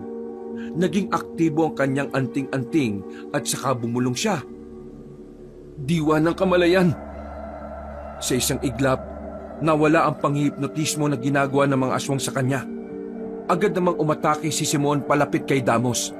Sa sobrang bilis, hindi na naramdaman ni Damos ang presensya niya. La Fuego de Dios! Isang malakas na suntok ang pinakawalan ni Simon. Tila nagbabaga ang kamay niya nang tumama ito sa tagiliran ni Damos. Nalapnos ang kalahating katawan ng aswang na iyon at tumilapon. Hindi nagsayang ng pagkakataon si Simon. Sinimulan niyang atakihin ang mga nakapalibot sa kanya. Isa-isa niya itong pinabagsak. Durog ang mukha, bali ang mga buto. Magaling, magaling, magaling. Hindi mo talaga ako binibigo. Palagi mong naaabot kung ano man ang inaasahan ko sa'yo. Total, pinapakitaan mo ko ng lakas. Papakitaan din kita ng lakas. Nakaramdam ng pagkabahala si Simon. Kung doon sila maglalaban, maaring madamay ang mga kabahayan na malapit sa kanila. Kaya naman, mabilis niyang inatake ulit si Damos. Kada suntok niya ay nalalapnos ang katawan nito sa paulit-ulit nitong pagtalsik. Nakarating na sila sa kagubatan. Ganyan! Ganyan nga! Ganyan nga ang gusto ko! Biglang nagbago na ng anyo ang lalaking si Damos. Hindi na matukoy ni Simon kung anong klase ng aswang ang kalaban niya. Basta ang nakikita niya lang, naging kulay pula ang buo nitong katawan at may bahid ng pagiging tiktik dahil sa haba ng dila nito. Simulan na natin ang tunay na laban! Umatake ulit si Damos, pero dahil sa bilis ni Simon, hindi naman ito makatama. Sa halip, si Simon pa ang nakapagpatama ng suntok nito. Ilang beses nalapnos ang katawan ng aswang, pero kahit na ganoon, paulit-ulit lang itong bumabangon na parang walang nangyayari. Di pa tumatalab yung mga suntok ko kahit nakados na ako. Tingin ko, kailangan ko nang gamitin ng tres. Oh, anong tinatayo-tayo mo dyan? Paglaban pa tayo! Akala ni Simon ay mapupunta sa kaliwa si Damos, pero nagkamali siya. Sa kanan ito lumitaw. Dahilan para tamaan na siya ng kalmot ni Damos na siyang nagpahina ng kanan niyang braso. Lumaylay na yon, hindi niya maigalaw. Lahat ng matamaan ng mga kukukong ito ay magiging paralisado. Ilang sandali lang, kakalat na sa katawan mo ang epekto ng kalmot ko! Di kung ganon, hindi ko nahihintayin mangyari yon. Paano mo magagawa yun? Hindi mo na nga magamit ang kanang kamao mo. May hindi ka ba nalalaman? Pumorma si Simon. Umatake naman ulit si Damos, pero nakailag si Simon ng mabilis. Nang makakita ito ng tamang pagkakataon, hindi na ito nagsayang ng oras. La Fuego de Tres! Sinintok ni Simon si Damos gamit ang kaliwang kamao niya. Pagtama nito sa tagiliran ng lalaki, narinig pa nila ang paglagutok ng mga ribs nito. Sumuka agad ng dugo si Damos. Tumilapon na naman ito at bumangga sa puno.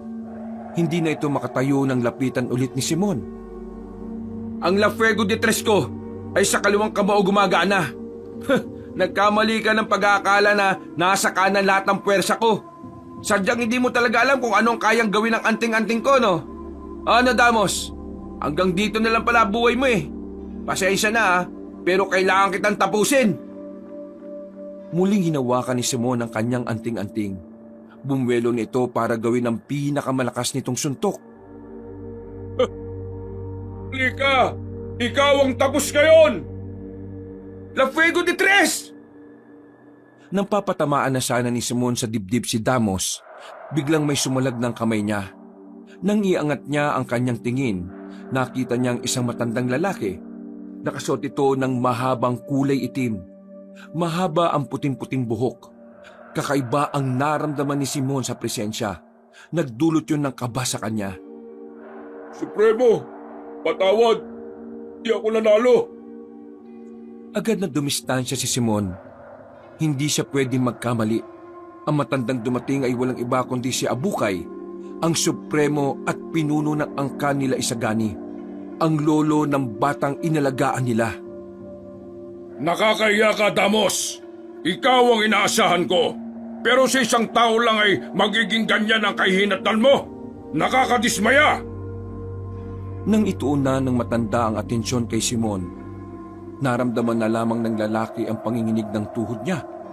Parang kusa yung nangyayari dahil sa tingin sa kanya ni Abukay. Sandali lang to. Humangin na malakas. Napapikit sandali si Simon. Namalayan na lamang niya na nasa harapan na niya si Abukay. Hindi makagalaw si Simon dahil sa sobrang takot na nararamdaman niya. Ang kaninang matatag na si Simon ay tila nahubaran ng tapang. Hindi niya mapigilan na kilabot na kusang nagahari sa kanyang sistema. Nakita na lamang niyang may binunot na mahabang buto si Abukay sa bandang siko nito. Buong akala ni Simon ay katapusan na niya. Pero nang itatarak na ni Abukay ang butong yon sa kanya, biglang lumitaw ang batang si Isagani. Madali nitong nahawakan ng kamay na matanda. Nang makakuha ng pagkakataon, hinila ng bata palayo si Simon. Kalmado lang naman si Abukay. Wala itong balak na saktan ng bata kaya mahinahon niya itong kinausap si Isagani. Sa wakas, Apo, nagtagpo na rin ang landas nating dalawa. Kinagagala kitang makita. Subukan niyo lang nasaktan ng Papa Simon ko. Ako ang makakalaban ninyo. Papa, hindi mo ama ang taong yan. Dahil ang tunay mong ama ay matagal ng patay dahil sa kagagawa ng mga albularyong gaya niya. Sila rin ang pumaslang sa iyong ina matapos kanilang ilayo sa amin. Kaya po, sumama ka na sa akin. Kami ang tunay mong pamilya, hindi sila. Sa amin, mararanasan mo ang walang hanggang buhay. Ikaw ang prinsipe ng angkan natin. At kapag nawala na ako sa mundong ito, ikaw na ang susunod na hari. Kailangan ka namin, Apo. Sumama ka na sa amin, Alerio. Hindi ako sasama sa inyo. Ang tunay na pamilya, nagmamahalan, hindi gumagawa ng masama. Kayong dahilan kung bakit may mga inosenteng tao ang namamatay eh. Hindi ko gusto niyo mangyari. Masasama kayo. Hindi ako sasama sa inyo. At hindi Alerio ang pangalan ko. Ako, si Isagani. Bata ka pa, Alerio. Hindi mo pa naiintindihan ang mga bagay-bagay. Ayaw mong ipaliwanag ko sa iyo ang lahat kapag nadala na kita sa tunay mong tahanan. Halika na! Hindi ako sasama sa iyo kahit na anong sabihin mo. Ipagtatanggol ko ang papa ko. Isagani, umalis ka na! Mapapahama ka! Papa, hindi po kita iiwan. Pumorma ang bata na parang handa na itong harapin ang supremo ng mga aswang. Pero tila wala talagang balak na makipaglaban sa kanya ang matandang aswang. Mamili ka, Alerio. Sasama ka sa akin o mapapahamak yung tinatawag mong papa. Sige na, Isagani! Tumakas ka na! Hindi mo siya kakayanin! Papa, dito ka lang. Ako pong bahala sa kanya. Magsasalita pa sana si Simon nang biglang umatake na ang bata. Pero nahawakan lang na matanda ang maliit na kamao ni Isagani. Hinawakan niya ito ng malakas.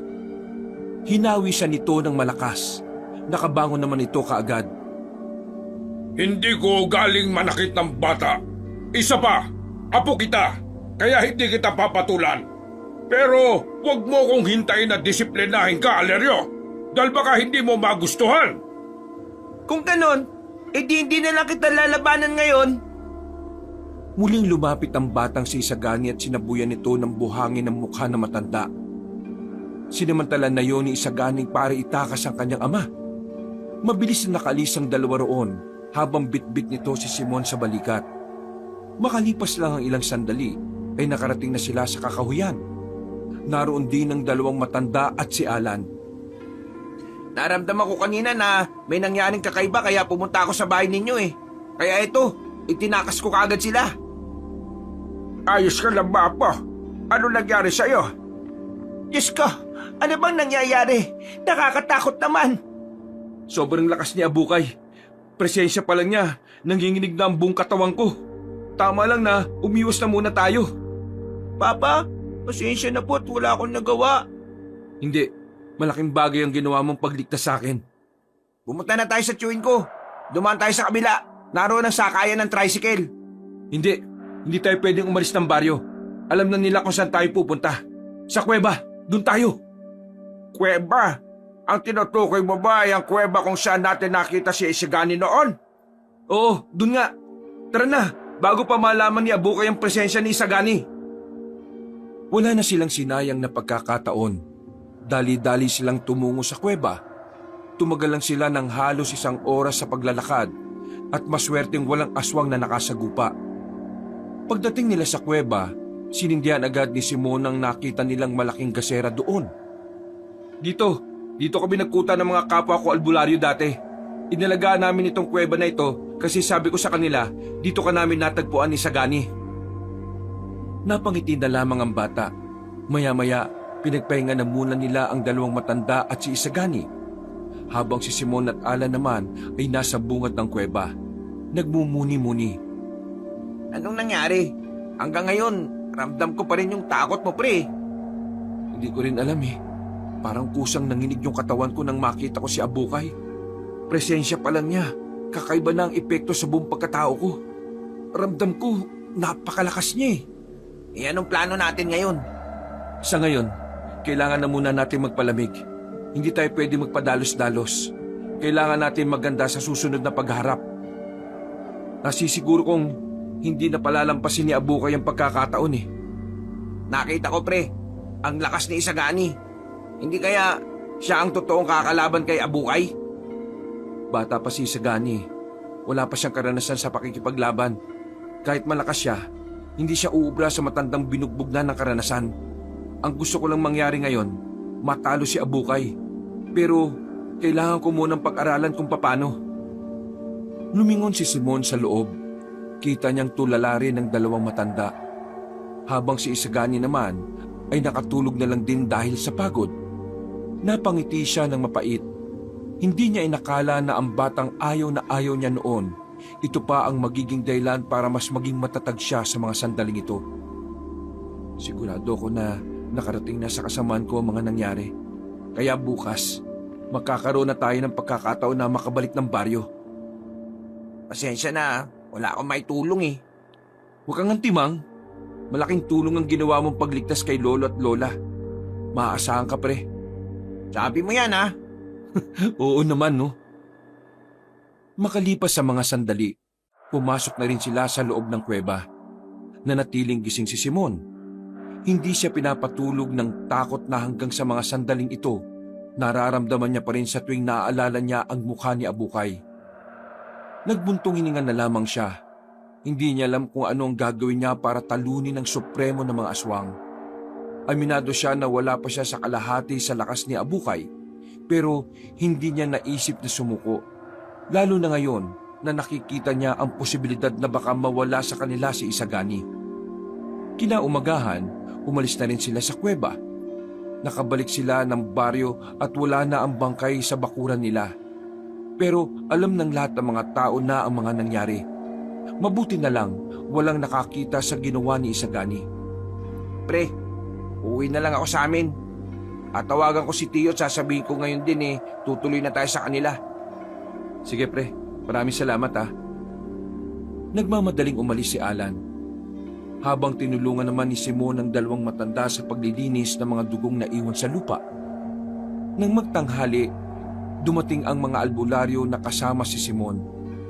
Agad naman nilang itinago si Isagani sa loob para hindi malaman ng mga albularyo na aswang ang bata.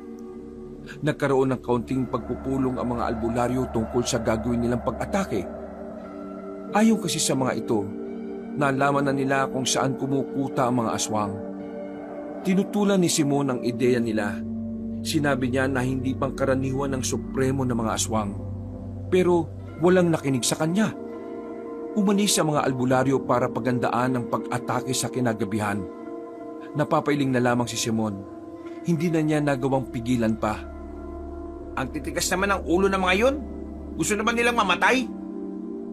Maging si Alan ay nainis din nang marinig ang kwento ni Simon. Hindi ko nga rin alam kung bakit ayaw nila akong pakinggan eh. Sana lang talaga makabalik pa sila ng buhay. Lumipas sa mga sandali. Biglang tinawag ni Mang Hernan si Simon. Inaapoy kasi ng lagnat ang batang si Isagani. Agad naman itong inasikaso ni Simon gamit ang lahat ng kanyang halamang gamot. Makalipas lang ang ilang minuto ay naging maayos na rin naman ang kalagayan ng batang si Isagani. Bumaba na rin ang lagnat nito. Nagkaroon na rin ito ng malay pero nanatili pa rin itong nangihina. Isagani, anak, kumusta pakiramdam mo? Papa, mabigat po ang pakiramdam ko. Kailangan ko pong kumain. Nako, pagkain lang pala. Alan, ibili mo nga ito na makakain. Karni po, yung hilaw. Nabigla silang lahat sa sinabi ng bata. Nakakatinginan sila dahil sa pagtataka. Hinawakan ni Aling Asmin ang kamay ni Isagani at nakangiti pa itong nagsalita. Apo, Kahit ano, wag lang yon. May pambili naman tayo ng pagkain eh. Lola, aswang po ako. Natural po yata sa amin to. Hindi pwede, Apo eh. Baka mamaya kung anong mangyari sa'yo. Alan, bumili ka ng hilaw na manok sa palengke. Uy, pre! Ano ka ba naman, Simon? Gusto mo na ba talagang maging aswang ang anak mong ito? Hinahanap ng katawan ni Isagani ang karne dahil sa pagiging natural niyang aswang. Kung hindi siya makakakain nito, pwede siyang mamatay sa gutom. Pinag-aralan ko ang nature ng mga aswang, kaya alam ko ito. Kailangan niya lang talaga makakain kahit na ngayon lang. Nauubos ang lakas niya dahil sa mga nangyari. Lolo, Lola, huwag kayong mag-alala. Hindi mawawala sa sarili si Isagani. Nararamdaman kong makokontrol niya ang sarili niya. Sigurado ka ba sinasabi mo? Diyos ko naman, baka naman kung ano mangyari dito. Magtiwala po kayo sa akin. Alan, sige na. Kung hindi natin to gagawin, lalagnatin si Isagani hanggang sa mamatay siya. O sige pre, lalabas na ako. Nagmamadaling tumakbo palabas ng bahay si Alan. Makalipas lang ang ilang sandali, nakabalik na rin ang binata na dalang isang buong manok. Tinulungan nilang makaupo ang bata. Pinalabas ni Simon ang dalawang matanda para hindi nila masaksihan ang gagawin ni Isagani. Ilang sandali lang, bigla na lamang sinakmal ni Isagani ang isang buong manok. Gutom na gutom ito. Kahit buto ay kinakain na nito. Makalipas lang ang halos 5 minuto, naubos na ng bata ang manok. Napasandal ito sa dingding at saka napapikit. Isagani, nakikilala mo ba kami? Dumilat ang bata at ngumiti habang hinimas-himas ang tiyan nito. Opo, hindi naman po ako nagbago eh. Nakahinga sila ng maluwag. Agad na lumapit ang lalaking si Simon at saka niyakap niya yon ng mahigpit. Pumasok na rin ng kanilang bahay ang dalawang matanda. Mula na makakain si Isagani ng karning hilaw, para bang lumakas na ang katawan nito. Mabilis na lumipas ang mga oras. Sumapit na ang gabi. Ito na ang oras kung saan lulusob na ang mga kapwa albularyo ni Simon. Gustuhin niya mang pigilan ng mga yon, pero hindi na siya pinakikinggan ng mga yon. Pre, pasensya na talaga. Biglang dumating ang mga bisita ni Tio eh. Eh di sana, nandun na tayo ngayon. Wala tuloy tayo mapupuntahan. Ayos lang pre, hindi naman natin pwedeng pilitin kung hindi pwede. Maging alerto na lang tayo rito at maghintay kung ano mangyayari sa mga kasamahan ko. Sige, pero sigurado naman talaga sila sa gagawin nila. Hindi ko na sila mapipigilan eh. Basta ginawa ko ng parte ko, binalaan ko na sila. Noong gabing yon ay himalang-walang nangyaring masama. Walang nangyaring paramdam ng mga aswang. Nagawa nilang makaidlip ng walang nagiging abala. Kinabukasan, nagising si Simon. Agad siyang napabangon at sinuri kung kumpleto ang mga kasama niya. Napahawak siya sa dibdib ng mapagtantong ligtas naman ang lahat. Nagising ang mga kasama ni Simon nang biglang makarinig sila ng mga iyakan sa labas. Agad silang napabangon. Pagtanaw nila sa daan, nakabalik na ang ibang residente na sumama sa mga albularyo sa paglusob sa mga aswang. Sugatan ng iilan, pero ang mas kinagimbal nila, halos lahat ng albularyo ay namatay. Ni hindi na nga naiuwi ang bangkay. Dahil ayon sa mga residente, sobrang babangis na mga aswang na kanilang nakalaban. Masyado kasing nagmamagaling yung mga kasamaan mo eh. Kung nakinig lang sana sila sa'yo, eh di sana nakauwi pa sila ng buhay. Kailangan natin maghanda. Mamayang gabi, nasisiguro kong dito na rin ang punta nila. Lo, Isagani, kailangan makaalis na kayo ngayon din. Hindi kayo po pwedeng narito mamaya dahil nandito na mga aswang. Eh paano ka? Kakayanin niyo ba mga aswang eh? Wala na ang mga kapwa mo albularyo. Sumama ka na lang kaya sa amin. Baka mamaya nito eh, ikaw naman ang mapano. Kailangan may lalaban po sa mga aswang. Kung hindi, kawawa ang mga tao rito. Alan, ngayon din, abisuhan mo na yung mga tao na posibleng dumalaw rito mga kalaban natin. Okay, sige. Papa, gusto ko pong sumama sa pakikipaglaban. Hindi. Ang tanging misyon mo lang ay protektahan si Lolo at Lola. Mas kailangan ka nila. Pero paano naman po ikaw? Huwag mo kong alalahanin. Tutulungan ako ng anting-anting. Siguradong kakayanin ko si Abukay. Napalingon sila sa labas ng bakuran nang may marinig silang boses ng isang babae. Pagtingin nila, nakita nila si Carmela. Nakaramdam ng tuwa si Simon pero nahihiya rin siya sa babae. Simon, Carmela? alam ko na ang totoo. Alam ko nang hindi mo naman talaga anak ang batang yan. At kahit maging anak mo man yan, wala pa rin akong pakialam. Kasi wala naman akong gusto sa iyo eh. Ha? Anong punto bakit mo ko kinakausap? Gusto kitang tulungan. Aalis ang buong pamilya namin ngayong araw. Iiwas kami sa mangyayaring gulo mamaya. May pupuntahan kaming bahay sa bayan. Safe doon. Pwede kayong sumabay sa amin. Silang tatlo na lang ang isabay mo. Maraming salamat, Carmela. Pero paano ka? Kailangan naming magpaiwan ni Alan. Kakalabanin namin ang mga aswang. O sige, ihanda mo ng mga gamit nila. Maya-maya lang din, dadaan ang van namin dito. Aalis na rin kami habang maliwanag pa. Isagani, anak, tatandaan mong sasabihin ko ha. Ikaw ang poprotekta kay Lolo at Lola. Opo, Papa. Apo, ipangako mo, makakasama ka namin ulit. Lo, Isagani, hindi ko alam kung anong mangyayari mamayang gabi. Pero kung sakali mang hindi na ako makabalik bukas ng umaga, gusto kong umalis na kagad kayo sa probinsyang ito. Apo naman, huwag ka naman magsalita ng ganyan. Sige na, ihanda nyo na ang mga gamit ninyo. Carmela, maraming salamat ha. Napangiti na lamang ng mapait si Simon. Pero ang totoo, kinakabahan na rin siya sa mga maaaring mangyari. Alam kasi niya sa kanyang sarili na isang buwis buhay ang gagawin nila. Dalawa lamang sila ni Alan at hindi pa niya alam kung may mga residenteng handang sumama sa kanila. Hindi nagtagal, dumating na rin ang van nila Carmela. Sumakay na rin sila Isagani. Kumuway pa si Simon bago tuluyang umandar ang sasakyan. Isang malalim na hininga lamang ang nagawa ni Simon sa mga sandaling yon. Unti-unti na rin nag-aalisa ng mga residente. Baka maya-maya lang tayo na lang din dalawang natira dito. Ay, naku naman Buti naman at nakinig sila sa akin. Ang pamilya mo? Umalis na rin. Gusto ko ngang isama pero sabi ko, hindi kita iiwan Bakit hanggang ngayon gusto mo pa akong samahan? Hindi ka ba natatakot mamaya? Natatakot din ako mamatay. Pero mas nakakatakot mabuhay kung alam mong patay ka na. Ang lalim nun Hindi, seryoso ko pre. Hindi kita hahayaang mag-isa rito. Sasamahan kita kahit pareho pa tayong mamatay. Ganon ang pagkakaibigan. Maraming salamat Kahit kailan talaga, ikaw lang ang pwede kong asahan. Sus, wala yun. Ano nang gagawin natin ngayon? Dito lang tayo sa bahay. Hindi tayo aalis dito. Para isipin ni Abukay na nandito pa rin sa loob si Isagani.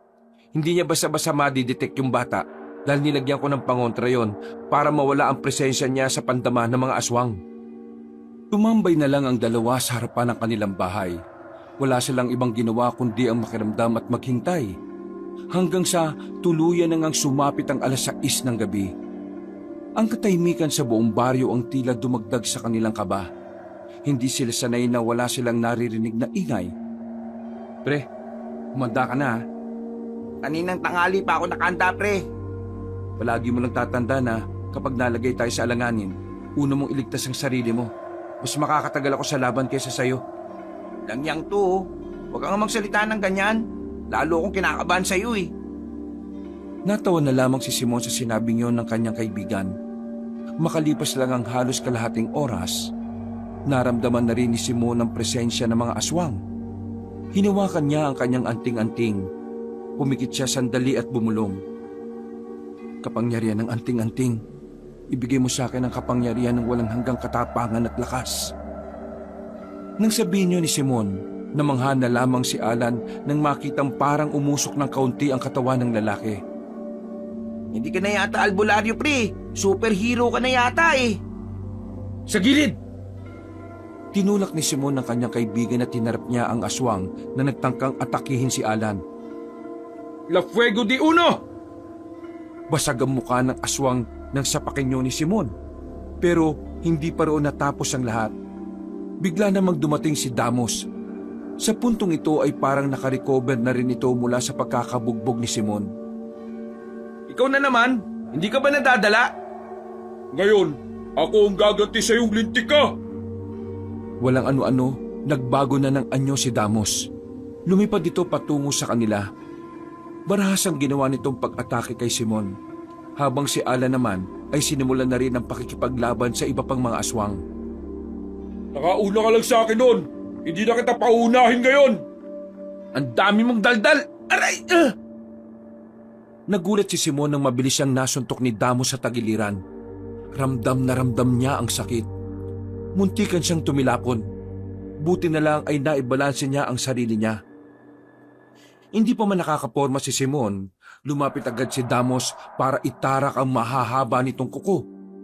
Nakailag naman si Simon, pero hindi naman siya nakaligtas sa malakas na sipa ng aswang. Tatapusin na kita! Tatapusin na kita! Nagulat silang dalawa nang biglang dumating si Abukay. Agad na napadistansya si Simon. Muli na naman niyang naramdaman ang otomatikong kilabot sa kanyang sistema. Supremo, bakit po kayo nandito? Ayaw kong madismaya na naman.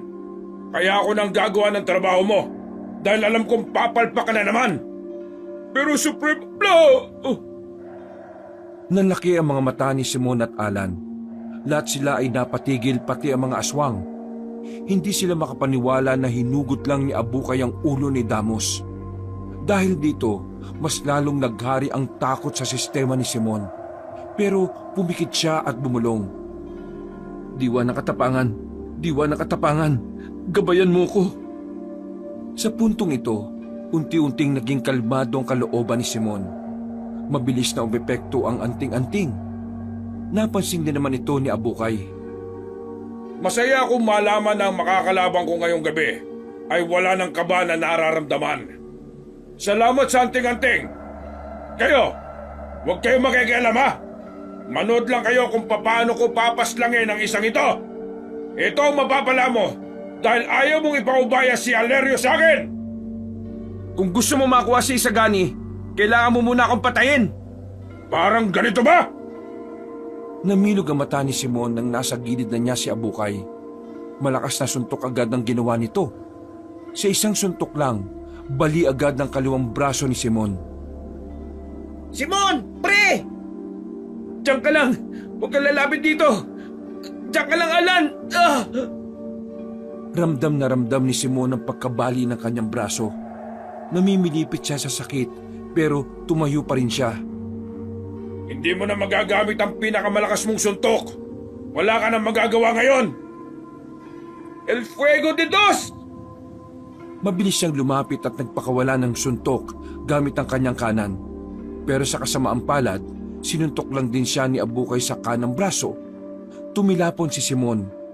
Parehong wala ng silbi ang dalawa niyang kamay dahil hindi na niya yun maigalaw. Para kay Simon, mas malala pa yon sa paralisadong naranasan niya kay Damos. Dahil yun, nagawa niyang kontrahin gamit ng anting-anting. Pero ang bali ng braso niya, hindi tumatalab ang anting-anting. Sinakal siya ni Abukay at saka iniangat sa ere. Binigwasan siya nito ng malakas. Sumuko na rin siya ng dugo. Kung di lang dahil sa anting-anting, baka isang sapak pa lang sa kanya ni Abukay ay patay na siya. Parang papel lang na binagsak ng Supremo si Simon. Lantang gulay na ang lalaki. Pre! Ano nangyari? Tumakbo si Alan palapit sa kaibigan niya. Humarang siya roon at naglakas loob na itutok ang ita kay Abukay. Subukan mo lumapit! Tatagayin kita! Tuloy lang sa paglapit si Abukay at may dinukot na naman itong mahabang buto na nanggaling sa siko niya. Ipinukul nito ang mahabang buto na parang sibat. Pero nagulat ito nang biglang sumulpot sa harapan nila si Isagani. Nahawakan nito ang buto at binali yun gamit lamang ang isang kamay. Buti naman dumating ka. Hindi na ako mahihirapang hanapin ka, Apo. Tito Alan! Itabi mo si Papa! Ako nang bahala rito! Isagani, anak! Sumama ka na sa akin, Alerio. Aking apo... Umatake agad ang bata gamit ang mahahaba nitong kuko. Ilang beses nitong pinagkakakalmot ang matandang aswang hanggang sa tuluyan nga itong mapaatras. Kagaya ng inaasahan ko, malakas ka rin. Mukhang sa akin ka nga nagmana. Lalo mo kung pinapahanga. Ay, ang bilis niya! Nakailag si Abukay nang subukang umatake ulit ni Isagani, pero hindi pa rin tumigil ang bata. Wala itong sinasayang na pagkakataon. Hanggang sa nagbago na ng anyo si Isagani. Humaba ng kaunti ang itim nitong buhok. Ang mata nito ay kulay pula at parang mata ng isang pusa. Nagkaroon ito ng maraming buhok sa braso at sa mukha. Sa kabilang anyo, higit na mas malakas at mabilis ito kumpara sa una. Isang suntok, parang binalibag na tumilapo na matandang si Abukay. Hindi pa nakontento ang bata, umatake ito ulit. Pero sa kasamaang palad, nakapagbago na rin ang anyo si Abukay. Umitim ang lahat ng katawan nito at lumaki rin ang katawan. Hinawakan nito si Isagani sa ulo. Wala kang galang sa hari ng mga aswang! Prinsipe ka lang! Malakas na binagsak ni Abukay ang bata sa lapag. Pinagsisipa niya ito hanggang sa sumukan na rin ito ng dugo. Pero hindi yun ininda ni Isagani. Sa halip, mas lalo pa itong naging mabilis. Pero mas lumakas din si Abukay. Bawat atake ni Isagani hindi na tumatama. Kalkulado na ni Abukay ang lahat ng galaw niya. Sa isang iglap lang, biglang nagbago ang ihip ng hangin. Naging alanganin na ang lagay ni Isagani. Tuluyang nanghina si Isagani nang makatikim ito ng solidong suntok. Sa liit lang ng katawan ng bata, ramdam na ramdam niya ang impact sa buo niyang pagkatao. Tumalsik na parang manika si Isagani at tumama pa sa pader ng bahay. Pero kahit na hinang-hina na ang tuhod nito, pinipilit pa rin nitong makatayo. Kung hindi ka rin lang sasapi sa amin, ako na lang ang magpapatakbo ng angka natin. At ikaw, papatay na lang kita! Muling sinipa ni Abukay si Isagani. Akmang tatapakan na sana ni Abukay si Isagani nang biglang napatigil ang matandang aswang. Nakaramdam ito ng malakas na presensya na nagmumula sa bata. Biglang bumangon ang bata na parang walang nangyari. Naging kulay itim ang mga mata nito. At ang itim nito ay kumalat pa sa buo nitong katawan. Hindi maaari ito! Umangil na malakas si Isagani. Pagkatapos ay agad na lumusob ito kay Abukay. Sa sobrang bilis ng mga pangyayari, naramdaman na lamang na matandang aswang ang pagtagas ng dugo niya sa tagiliran. Nakita nila na merong matulis na buto na nakausli sa palad nito. Ang buto na yon ay muling ginamit ni Isagani para butasin naman ang liig ni Abukay. Hindi mo ako matatalo! Supremo Attorney ako! Bata't prinsipe ka lang! Sumigaw ng malakas si Abukay. Magpapalitan niyo pa sana ito, pero nasa harapan na niyang bigla ang bata. Bumaon ang kamay ni Isagani sa tiyan ng Supremo. Nangugutin na ni Isagani ang kanyang kamay, umagos ang mas maraming dugo. Hindi maaaring matalo ko ng isang katulad mo! Bumagsak si Abukay. Buong akala nila ay tapos na ang laban. Pero pinagpapapas lang din ni Isagani ang mga nanunood na aswang. Hindi pa ito nakontento. Lahat ng aswang na natitira sa nasa baryo, pinulbos ni Isagani ng walang kahirap-hirap. Pagbalik nito sa kanila, naliligo nito sa dugo sa dami nitong napaslang na aswang. Kalaunan, bigla itong nawalan ng malay. Hindi malaman ni Alan kung papaano niya aasikasuhin ang dalawa. Mabuti na lamang ay dumating si Carmela dala ang van. Isinakay nila si Simon at Isagani at saka ni Lisa ng baryo. Isang albularyo na taga-ibang baryo ang gumamot sa mga galos nila. Magaling din ang albularyo kaya mabilis na nagamot ang mga sugat ng bata. Si Simon naman, nawala ang bali niya sa buto ng orasyonan ng albularyo ang kanyang anting-anting. Ilang araw na walang malay si Isagani. Nagmagising ang bata, hinang-hina ito, pero nagagawa na rin makatayo. O anak, kumusta ka na? Maayos na po ang pakiramdam ko, Papa. Papa, Yung angkan po namin, buhay pa po sila. Kailangan natin silang matalo. Huwag mo na munang isipin yan, anak. Pinuntahan namin ang kuta ng mga aswang at ng angkan ninyo. Lahat sila patay na. Konektado ang mga buhay nila sa lolo mo. Sa ngayon, magpahinga ka lang ha.